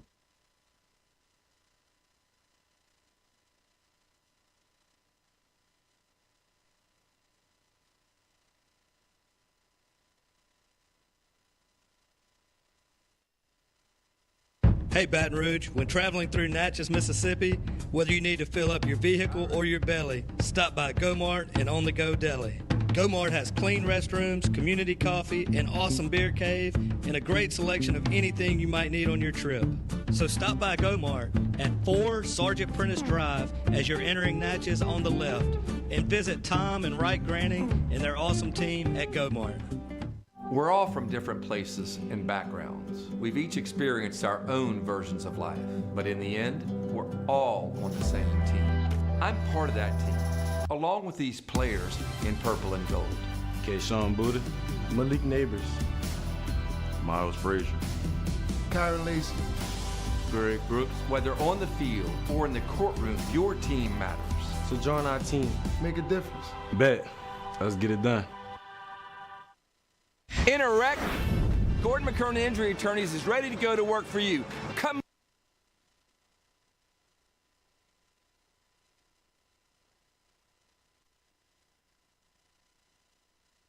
I was embarrassed about my smile. Are you unhappy at yours? Do you not smile back at yourself? I called my friend, Dr. Spillers, over at Johnson Spillers. He fixed my smile, and now everywhere I go, people are complimenting it after the work that Dr. Spillers and the staff did to my mouth. They can do it to yours. Get in touch with them. JohnsonSpillers.com. 2 locations, one in Gonzales, one in Baton Rouge. Easy to find them, JohnsonSpillers.com.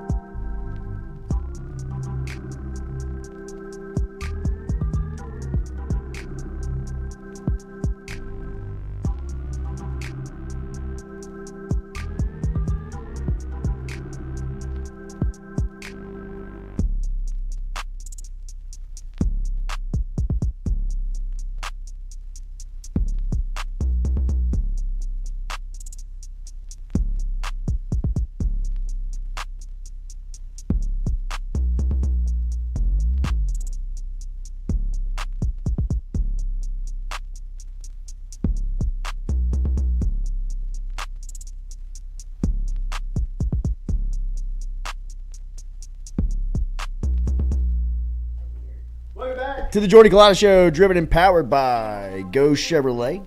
Live on this Wednesday. Make sure you hit that like button, share button, comment button. Appreciate former LSU head basketball coach John Brady, current member of the LSU Sports Radio Network, stopping by with us here this morning. Talk a little bit about Matt McMahon going into season number 1. Was that Coach O? He's back. Did I hear What you it? say there, J-Boy? What do you mean? Don't do that. You didn't hear Coach O just No, in the no, background? Oh, he's got no you don't headphones hear- on. Yeah. We just got a little clip. The Carpool Queen is back. Hey. Did you run feelings. across any of the water line? What? There's a main water line busted in the city of Baton Rouge this morning. That's on the other wet side. and Great for your travel. Yeah. Yeah, I heard about that though. About Perkins, Yeah. Kenilworth. Yeah, not my area. Your area though. Did you run through it? No. Oh. Not yet. It hadn't happened yet, I don't think. Okay. But I'm sure it'll be, I mean. Probably got some city workers over there. Yeah, there won't be For traffic with Southern coming in and people getting ready for football. Now there's my essentially a main street. The endoplasmic reticulum is down. Stand around, boys. Yes. Right. Yeah. That's right. I'm going to be laying down under this tree. Is that cool? Sure. We're at an intersection. Just half the city you'll see. No problem at all. You got a cigarette? Yeah, you got a cigarette. Man, I dropped my light. I got a cigarette. You got a light? Yeah. I ain't got a light. You got a light? Let me ask this person at the car right here at the stoplight. Hey, short me on you that got a light? joke. And $1. Yeah, Wear right. your orange vest. Make sure you wear your Shit, vest. you ain't got a light. Let's go to lunch. Get that city card? Get that city credit card? Yeah. Boss man said he's gonna leave about 5. Let's go to Ruth Chris. Right. You know what? I'll take a couple to go. Yeah. If you don't mind here. We're good here, right? The job looks It's done. all good, right? Speaking of money, Eddie Ogeron had a chance here. He had a chance. And in true Ed O fashion, he couldn't let it get away without just showing his ass. Just stepping in it. You know what I mean? Like, let's get back to football, Coach. No, one more thing. Yeah, Hold on. one more thing. Yeah, one more thing. One more thing. That's hilarious. But Coach O, I'm sure you've seen it by now. Stewie, play the clip. Who do we need to credit here? Coach O. Yeah, this is all Coach O. The Little Rock No. Who do we need to credit for the video? Touchdown Little Rock Club. Touchdown Club. They Little Rock put it Touchdown out. I Club. mean, you can't not clip it. Grateful of my time for LSU. That was my opportunity. You know, coaches got a shelf. Some coaches got 50 years. Some coaches got 12. Mine was 6. Good. I got to tell you, we had a meeting. Said, Coach, things are not going well. No shit, Joe. Ray Charles can see that, brother. What has been up that nose? What hasn't? Exactly. Really, a lot of respect for the way they handled me. It's the weekend flu. No. You hold on, buddy. Coach, you got $17.1 million on your contract. We're going to give it to you. I said, what time you want me to leave and what door you want me out of, brother? I'm so grateful about I know where the flu's going around. I know where that point one went. That septum is deviated. Put it together. I mean, like, it's more efficient. It's more efficient that way. Maybe you just I want the biography of the nose. If you just make it all one nostril, it's more efficient. Looks like a Roomba. Why is that guy's T-shirt so long? Also, can we talk about that? All of that. Y'all, bring it's him like back the real biggest quick. T-shirt under a blazer I've ever seen in my life. You talking about Coach O? No, the This guy. other guy is just the guy next to He's him. in full regalia. Yeah. His I think shirt- that's an Arkansas logo. It's a Razorback. No, it is. It is. He's wearing it under a blazer. Look when he moves his arm. Or can you like move the screen? Like this shirt look how is long like it is. it's so long. It's like down to his thighs. Like it's the strangest thing. That was the first thing I noticed. A shelf. I mean, this guy looks like he's a walking embodiment of a hangover. He really does. He just looks like, I got to do what with who? Okay, really Coach, show does. help. Oh. I got something for you. You said Bounce Ed back. who? Yeah. That guy. That guy. So what's next? Hang on. Hang on, brother. I don't know if you know, Let me but tell you the best part. I was so bad at my job, and they gave me $17 million. He's the only one that, like, he keeps bragging about it. It's like, do you not get why you got the money? It gives you a chance. That's a win. Like, those are the types of opportunities, and I'm not here to don't, bro. We can laugh at it. I mean, because it is Absolutely. funny. But those types of opportunities get, you know, like you have an opportunity to show the character. You know what I mean? Like, who we're dealing with. And, you know, I mean, that's what it was. You know, I mean, a lot of people in that situation, let's just say, a lot of people in that situation that we've seen. And look, Orgeron is an outlier. He's not like a lot of coaches in the industry, but they don't talk about their money.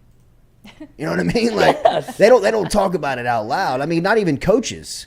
You know what I mean? Just think about the people in your life that talk about their money openly. You're like, oh, check, I'm out of here. You know what I mean? I ain't hanging out with this guy. You know what I mean? I got $17.1 million not to do my job. Sweet, I'm out. You know, like, I mean, that's not just, that's not the guy you want running the program. It's so cringy. That's not the guy you probably even want to, like, have in your inner circle. No. But I get, like, you know, why we're all kind of laughing and getting, and I'm not piling on, man. I'm just saying that people know where I stand on and his leadership at LSU and kind of how it and when it went wrong and how Joe Burrow really kind of bailed them out for a season and a half and 2 years. Because if you look at LSU pre-Joe Burrow under Orgeron and LSU post-Joe Burrow under Ed Orgeron, I mean, Joe Burrow, Ed Orgeron, the athletic director, was watching film with the head coach.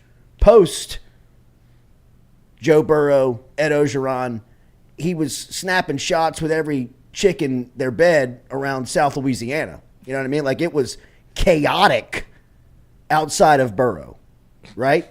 And, you know, I mean, look at what Burrow's done to the Bengals. I mean, it's the common denominator is Joey B. Now, Ed Orgeron did a great job by getting Burrow here, but, you know, I mean, in those types of moments, you get an opportunity to see the character of the person that you're dealing with, and let's all laugh. I mean, because that's it, you know. Like, I mean, like, yeah, I mean, He's so tan, really Panamsky red. somewhere He's really in the a shade back. of red now. It's not even tan Lost. anymore. Leather. Derek's back. Yeah, Tell it him is like leather. tell him the money story. Tell him the money story. Tell him about the highlight tapes. Yeah. But it's like, then I had to pledge $250 to this guy. Yeah. It's like, if you think I'm an idiot, like, look at this man, he gets paid more.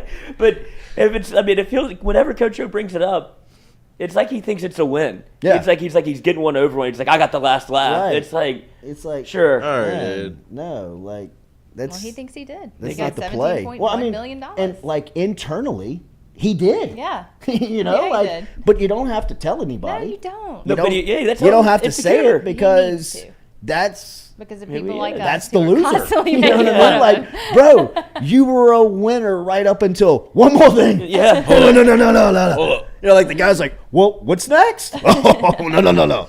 My money. Ain't no next. Gonna spend that money. Talk with daddy. So, you know, I mean, TBE, bro. To be expected. Absolutely. Ed's gonna Ed. That's what it is. Where I mean, if he continues to go on the media circuit, he's not going to get a coaching job again. I think that he said so in that clip. That was my opportunity. Oh, yeah. You know, he was like, that was my chance. Some coaches' window is 20 years. Mine was 6. And I loved it. And I think even at the end of it, if I was somebody that was hiring or looking for a defensive line coach, recruiting coordinator, whatever he wants to apply for, and I saw the last part of that soundbite where it says, I got 17.1 million. It was like, oh, he's not hungry anymore. No. He's not in it anymore. You know what I mean? Like he's not happy. He's not hungry for, and he should be. Yeah. You know what I mean? Like if I had was $17 million after tax, what's that like? That's what I was about to say. Dude. $8 million in the bank. He's good. I mean, he's got $8 million in the bank. I don't. Is that gonna make it?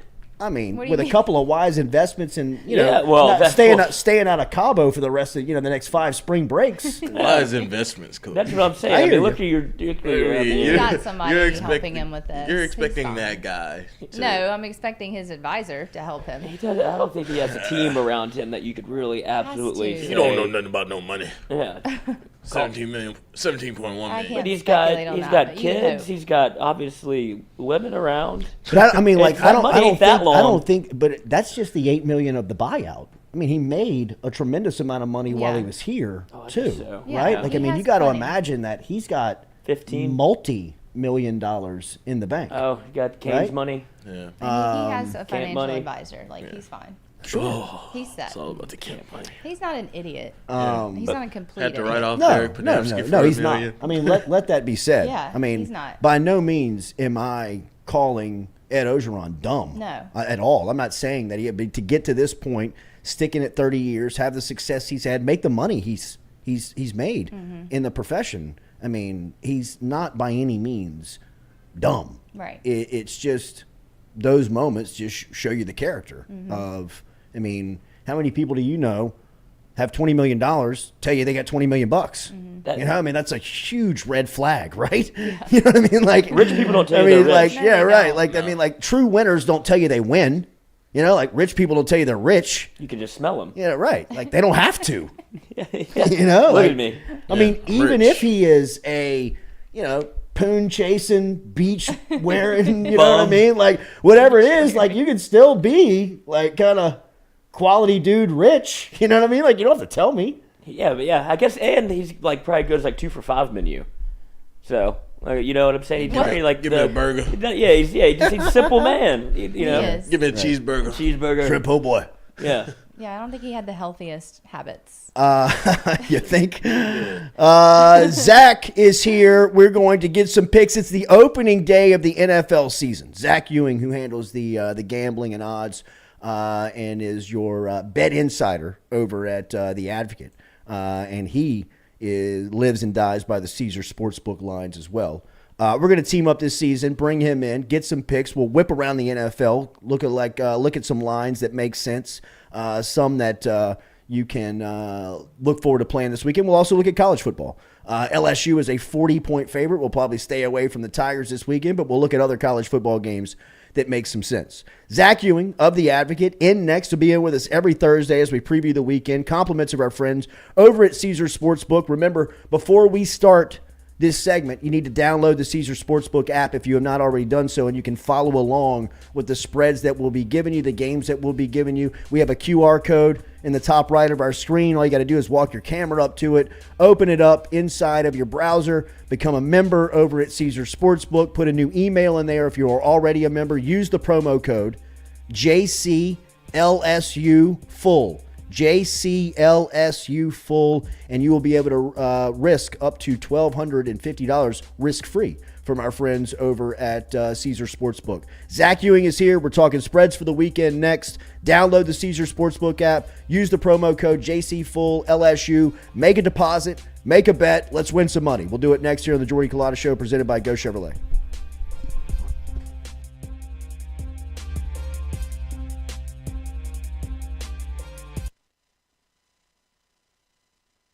I ended up at a lunch yesterday with 3 suits from WAFB. In the J's? In the J's, in the hat, in the T-shirt. I thought I was going to meet 1 suit, and we actually showed up to the same restaurant that 2 other suits were eating at. We all conjoined table and had an executive lunch with everybody from WAFB. A lot of good return on the show early on. A lot of good feedback. They think we ought to start fining for cursing in the first hour. Fining who? Fining for whoever does it. Like fining each other? Yeah. We're gonna have a swear jar? A swear jar. Okay. Tough. 7 a.m. between the 7 and 8 a.m. hour. It's Lloyd that would That's have exactly the what they problem. said. So That's exactly what they said. The suit said. He said, Lloyd pushes the envelope on the cussing thing we've talked about. Hey, how's the show? We're all kind of like passing the bread, you know what I mean? Like early, like I'm just trying to fit in at this table. They're like, oh yeah, the show's good. What's the guy in on the couch? What's Lloyd? Is it Lloyd? Yeah, Lloyd. What about him? He sure does push the line on the cussing thing, doesn't he?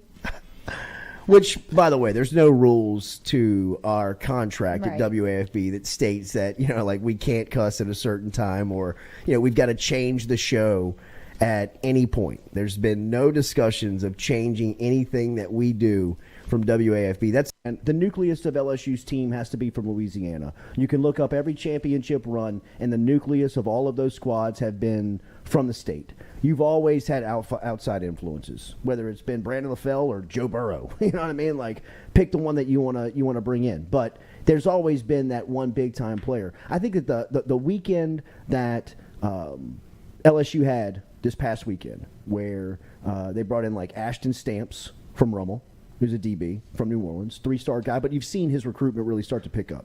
But then when you look at what they did outside of the area, and look, I'm big on guarding the state.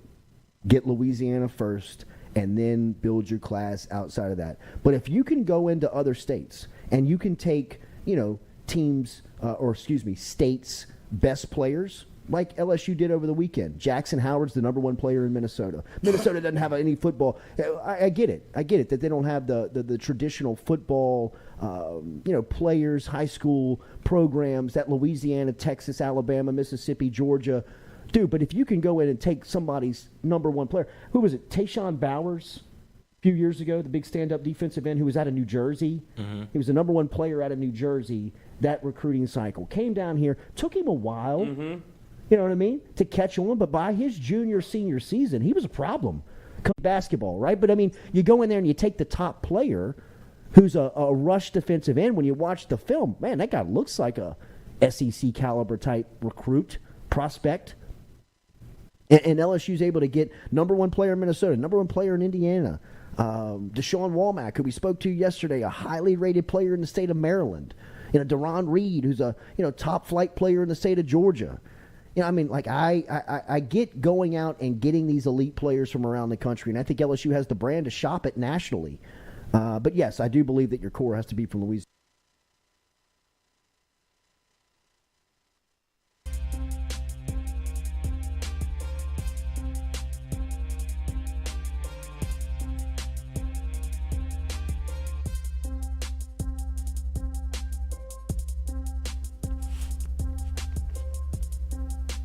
Not usually a visor guy, but I'm rocking it here for our Caesar Sportsbook segment with our guy, Zach Ewing, who is going to be in with us every Thursday. Make sure you're following the picks to keep up with the winners.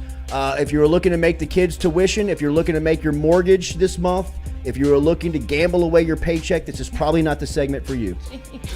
This is not the segment for you. We're just talking about a little bit of coin that you want to sprinkle around, right? So if you've got a gambling problem, seek out Gamblers Anonymous. Other than that, download the Caesar Sportsbook app because we're going to be handing you away winners every single week, and we're starting off with our guy here that's going to be in studio with us, who's playing along. Not a morning guy. Got him out of bed early here this morning. Got him across town to the studio, and we put a couple of props on him, and my guy's looking like a winner. Zach Ewing from the Advocate. Yeah! I was going to put my coffee in there. Hell yeah. But I will have picks. I don't guarantee winners. That's how this works. That's right. I do the sales around here. Zach is the realist. The proof's in the pudding. I went 4-2 in college last week. Oh, it's a winner. That's winning. We'll take it. We'll take it. Yeah, the visor, man, like the top of my head feels naked. I'm not a visor because I'm a bald guy. So it's not I need Couldn't be me. I could now. The casino, the bright lights, the felt table, the smoke. then I could get into it. Right. We're going to do prop a week here. So next week I'm thinking about adding a cigar, maybe a race form, maybe some spreads under the arm. Every week you're going to add a new prop. Add a new prop. Interesting. Maybe some bifocals around the neck. We'll be buried by a Sunday. We're speaking to you under blankets here in about 3 weeks. All right, NFL starts tonight, bro. So, I mean, it's about to be football heaven for you on weekends. Thursday, Friday, Saturday, Sunday, into Monday night. It starts tonight with the Buffalo Bills against the defending Super Bowl champs. Champs are at home as dogs here. They're giving up 2.5 points to Buffalo. Over-under here is 52.5, according to our friends over at Caesar Sportsbook. Let's just start there. NFL, Game 1, Week 1 tonight. How do we like it? Yeah, the fact that the Rams are underdogs here is pretty rare. This is the 18th time the NFL has had the defending Super Bowl champion play in this Thursday night kickoff game. It started in 2004. 17 of those times the Super Bowl team was at home. There was one time there was like a scheduling conflict. I think it was the Eagles had to be on the road, and they were dogs on the road in that game. The other 17 times, only once has the team been an underdog. Damn. The Super Bowl champion. So this is only the second time in 18 tries that's been the case. So it's pretty rare, but they're facing the Super Bowl favorites. Rams actually opened as favorites in this game, I think 1-point favorites back when the line opened up in the spring. It's steadily moved Buffalo's way. If I had to pick, I'd take Buffalo, but I'm actually more interested in the total of this game. I think it goes over. I think that total is deflated a little bit by some fears over Matthew Stafford's elbow. Yeah. But I think he's going to be okay. I mean, they don't put him out there if he's not. And B, the Bills had the number one defense in the NFL last year. But as we were saying off air, like part of that is if you look at the cast of quarterbacks that they played last year, just awful. I mean, start with the AFC East. Mac Jones, okay, he's fine. Tua was pretty bad last year. Zach Wilson. Then they played the NFC South. They got Trevor Siemian when they played the Saints. They played Sam Darnold when they played the Panthers. I mean, it was just like if the defense was halfway decent, it was going to be ranked high. Then you add to that Tre'Davious White is out, their top cornerback. You add to that both teams like to throw the ball. And I just think we're going to see a lot of snaps tonight, a lot of points, and I go over 52. Yeah, it's the opening night of the NFL. Like they're going to want fireworks, I would imagine. They want their product to be on full display. They don't want to see a 14-10 grinded out at half. They want their stars to be stars. Yeah, and I mean the NFL knows how to put on a show. I don't buy into the conspiracy theories that they tell the refs, hey, we want this game to be, but I do think in general you're right. Is like everybody kind of gets into the idea that, hey, we're in Hollywood, it's opening night, let's put on a show. And that may even extend to like the play callers, right? Like let's go show everybody what we can do. We're the Bills, we're the Super Bowl favorites. Let's put on a show and make a statement. Buffalo minus 2.5 opening night, over under 52. First play of the season in the NFL. Zach likes the over the 52 tonight. I'm riding with you. I like that one as well. Other NFL games that we will look at and that I'll ask you that are jumping out. Let me take you to Atlanta real quick before we jump into the other games of the weekend. This is going to be Sunday noon start inside Mercedes Stadium over in Atlanta, Georgia. Saints on the road again here. We're looking at road favorites. Saints are going into Atlanta as 5.5-point favorites on Sunday. Total in this one, 42.5. Just from an early onset here, a couple of days out. How do you like this number? Yeah, it's another number that's gotten bigger as we've gone on. I think it opened at 3 in the spring, and the Saints have just gotten all sorts of steam, both in this game and in the futures market. Their win total went from 7.5 to 8.5. It's a lot of road favorites. I mean, look, there's out of 16 games this weekend, 10 road teams are favored, which is amazing. That's abnormal, right? Totally. I mean, usually it's half that number. So Well, gambling 101 is to take the points at home, right? I get real nervous taking those road favorites. No Sometimes doubt. there's a reason they're favored. I'm not touching the spread in this game. I frankly have a lot on the Saints. I got them at 7.5 win total. I got them at 8 again. I hit them at over 3 division wins. And so I've already got a lot of liability on the Saints this year, so I'm not touching this one because I need a win. But yeah, those are in the future. Those don't even count. You got to bet this is now. You won't even remember that until you get there. Well, that doesn't count as action. Forget the addict. Forget the addict. Yeah, you got to kind of count the balance somewhere. You got, but yeah, I already have a lot of liability. It might be a spot where you hit a live line, especially if one team gets out to an early lead. It's a rivalry game, right? Like I know nobody's got any faith in Marcus Mariota. The Falcons might be the worst team in the NFL, and so it's possible the Saints go out there and blow them out. But like, let's face it, the Saints have a lot of unknowns too. I mean, it's a new coach. It's a kind of a makeshift offensive line. The secondary's taken a couple hits in the last couple of weeks. We don't know what we're getting from Michael Thomas. We don't know what we're getting from Jameis Winston. I mean, I think the Saints win this game, but when there's that much uncertainty, I'm going to stay away. Drake London, their top wideout, their top draft choice as well, was banged up early on in preseason and still going to be a game-time decision on where he goes. And from all accounts, like he's going to be their number one target going into the season outside of the Pitts, Kyle Pitts. I love Kyle Pitts, but outside of him, they don't have a lot of weapons.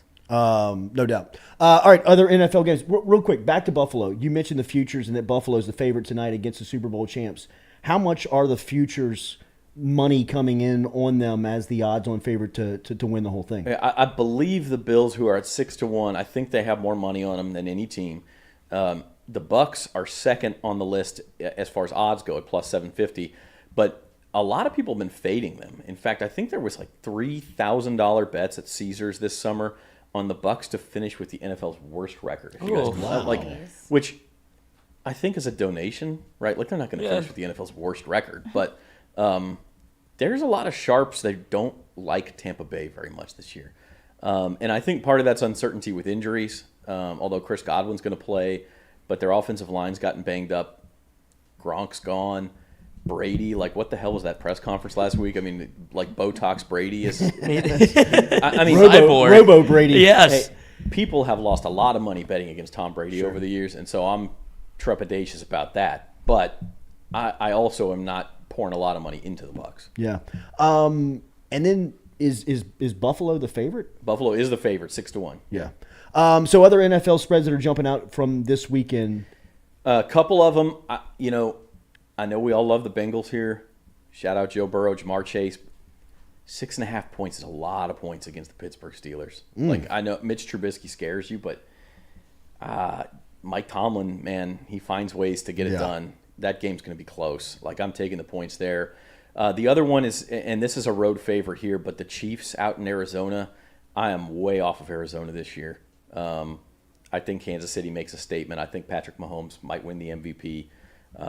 A lot of people, he's not going to be the same without Tyreek Hill. Pat Mahomes is going to say, watch this all year long. So I like the Chiefs. I think that number's gotten up to 6. If it gets any higher, I might hold off. But I got it at 5.5. And then the other one would be the Minnesota Vikings. I'm real high on the Vikings this year, and I think they're 1.5 point dogs against the Packers. And I like the Vikings outright. I think they make a statement. They got a new offensive style coach. Justin Jefferson's going to have a huge year. Like, you just think of the weapons that team has. Dalvin Cook, Justin Jefferson, the defense they have. They underachieved big time the last couple years, and I think that's a market you can put your money into and expect return. Who is Aaron Rodgers going to throw the ball to? Like, do you anticipate a significant drop-off for Green Bay this year? I mean, I believe in him. But, like, who does he have around him? Yeah. I mean, part of me says that, but every time Devontae Adams was like, remember the game he had COVID last year, and Rodgers just threw to, like, he said, "Give me 3 guys off the street, and I'll still throw for 300 yards." It's very Saints-ish how they can make pass catchers like household names. So I'm not super down on the Packers. I do think the Vikings are undervalued more than I think the Packers are overvalued. So I don't know. Romeo Doubs is the rookie wide receiver. I think he was a 4th rounder, 5th rounder. And he's gotten a lot of steam in the Rookie of the Year market. I mean, that guy's gone from, he was like 100-1, and now he's 30-1 to win Rookie of the Year. So there's somebody out there who thinks Romeo Doubs is going to fill that void. I think Christian Watson's their other rookie receiver. He'll find guys to throw to. Yeah. Any college lines jump out at you this week? Couple of SEC favorites. Texas A&M minus, I think the number's up to 18.5 or 19 now against App State. I got it at 17. They are, look, last week App State played that crazy game against North Carolina. We were all watching it. It was 63 to 61 or whatever. There's a 2-point conversions going back and forth. The onside kick gets returned for a touchdown. I mean, crazy game. Yeah. People. It was amazing. Well, it was amazing. I loved it. App State's great. Texas A&M minus 19, totals 54. Okay, so minus 19. And at the same time, A&M is playing like the snooze fest of all boring games. Who are they playing? Sam Houston or somebody? It was 31-0, and there was like a 3-hour rain delay. And everybody said, A&M looks bad, and they're just sort of sluggish. And well, wouldn't you be in that game? I mean, there's a 3-hour rain delay. I think A&M's defense is just much better than North Carolina. I think they're going to stop App State cold. Maybe not cold, but you're looking at 14 to 20 points. And if App State only gets 14 to 20 points, then A&M only needs, do the math, they need 35, 42 points. Against that App State defense, I think A&M gets it done. I like them. And then the other one I'll give you is Auburn. And I'm not real high on Auburn this year, but that number's just not high enough. They're minus 23 against San Jose State. San Jose State's got to come across the country. San Jose State ran for 1.7 yards per carry against Portland State. Gross. In its opener. And now you're telling me they're going to come to an SEC stadium and run the ball at all against like 23 points? That line should be 33 points. So I'm taking Auburn. I'm taking A&M. What do you guys think about Alabama? I was just looking at it. I don't think 20 is enough. That's the thing. Is it an 11 a.m. kick? Maybe it's an 11 a.m. kick. I know it is, but is that kind of why it's a little funky number? Alabama has not played a non-conference road game since when? Golly. 2011, Penn State. It's only happened twice in Saban's tenure. He went to Duke in 2010. He went to Penn State in 2011. Duke in 2010. That must have been that somebody had scheduled been that before him. Yeah, right. That was on Mike Shula. That was on Mike Shula. Tell the basketball team to go down there. Right. I actually got to give Saban credit. I know that's not going to be popular because he's starting to do. If you look at their future schedules, they're going to, and this is all going to change because the SEC schedule will change. But they've got trips to Florida State. They've got trips to West Virginia. They've got trips to, I think, Ohio State, to Oklahoma State. I mean, like, they're going out and challenging themselves now. He's gone away from the neutral sites. But I'm with you. Like, usually you have to pay an Alabama tax when you bet on it. Absolutely. Like, you think, okay, I like Alabama to cover, but, man, that number's way too high. I don't feel like 20 is that much of a tax. No. If it gets over 21, I don't, that's that key number for me. But at 20... At 20, I'm going to stick with the tie. And I've seen a lot of people take Alabama just first half. Yeah, I think it's minus 10 first half. Another good idea. I could see on that one, though, maybe Texas, a lot of emotion, home crowd, early morning. Gus Johnson. It does because it's a 10-7 Texas lead after a quarter, and everybody's on upset watch, and then all of a sudden it's, flip the switch. Alabama turns it on. So that's another game where live betting, I think, could be an avenue. Yeah, Texas is up 10-7 after a quarter, and you get Alabama at minus 11.5 or whatever it is, and ride it up from there. Hammer that. Yes. Probably too emotional of a game to get involved with because of just the matchup size early in the season. But Florida coming off a big win last weekend versus Utah, Kentucky coming in to the Swamp, and Florida giving 6 points. I know that Kentucky's a little banged up here from a health standpoint on offense. But a lot of emotion last week, drained in the Swamp. Can they fill it back up here in week 2? Yeah, I mean, this is one where I look at it. If they had played last week, what would the line have been? Florida -1, maybe. I was going to say, 2.5, 3, maybe 2. I'm not paying that much of a tax on Florida. I'm taking Kentucky with the points there. I mean, I think that game comes down to the wire. I think Kentucky's better than people think. I think Will Levis is. Look, Anthony Richardson looked fantastic, but Will Levis is a better quarterback. So, yeah, there's some injury problems. They're on the road. I'm not crazy about it, but I'm taking the points. And last one in the SEC, just to get your thoughts on, just to see what you feel in the game. Big one up in Pittsburgh with Tennessee, traveling up, a non-conference game. Tennessee is, again here, road favorite by 6 points. Over-under in this one, 66.5. They're anticipating a lot of points. How do you feel about this one a couple of days out? Yeah, I'm a little surprised. The line opened, I think, at 6, and it's basically stuck right there. I'm surprised it didn't get over 7. I don't know. Originally, I liked Tennessee, but the Josh Heupel MO is like just pound teams that you're better than, and then all of a sudden you face a defense that's halfway decent, which I'm not sure Pitt is, by the way. Pitt's defense not that good, but and they kind of struggle. So it's a shootout. I lean Tennessee, but not real strong. Yeah. All right, so there is opening weekend of the NFL. Some thoughts from our guy, Zach Ewing, who is the Director of Sports Betting and Gaming over at The Advocate. You can follow him on Twitter, @ZEwing. He's going to be here every week. We'll add a prop to the seat each week. He came through with the gamblet. We were we provided the visor. Yep, and I had the goblet. And by the way, today a couple of things going on over on our Bayou Bets YouTube channel. We're talking to James Carville and getting his the Raging Cajun's going to give us his picks. So tune in for that. And then at 4 o'clock we got Bayou Bets. We're going to do an NFL preview with Trey Wingo. So what time is James Carville? Carville, we're just going to post. I'm recording it here in a couple hours. Okay. But I'll post that early afternoon, and then we'll have Trey Wingo on at 4. Nice. Great get. How? Zach Ewing, yes. You're not leaving here without giving me his contact. Zach Ewing from The Advocate, a great guest. He'll be here every Thursday. Compliments of our friends over at Caesars Sportsbook, and looking forward to talking to him. Make sure that you hit that like button, share button, comment button. We'll be back with you tomorrow morning. Rose Show, Where My Dog's At, coming at you tonight. 6 o'clock, he'll be breaking down some film from Sunday, and he'll be looking ahead to Saturday with LSU and Southern, kicking it off at 6:30. For the entire crew over here on the Jordy Culotta Show, hit that like button, share button, comment button. Go Chevrolet, driving us every single day. Stay safe out there. Have a good Thursday. Bet.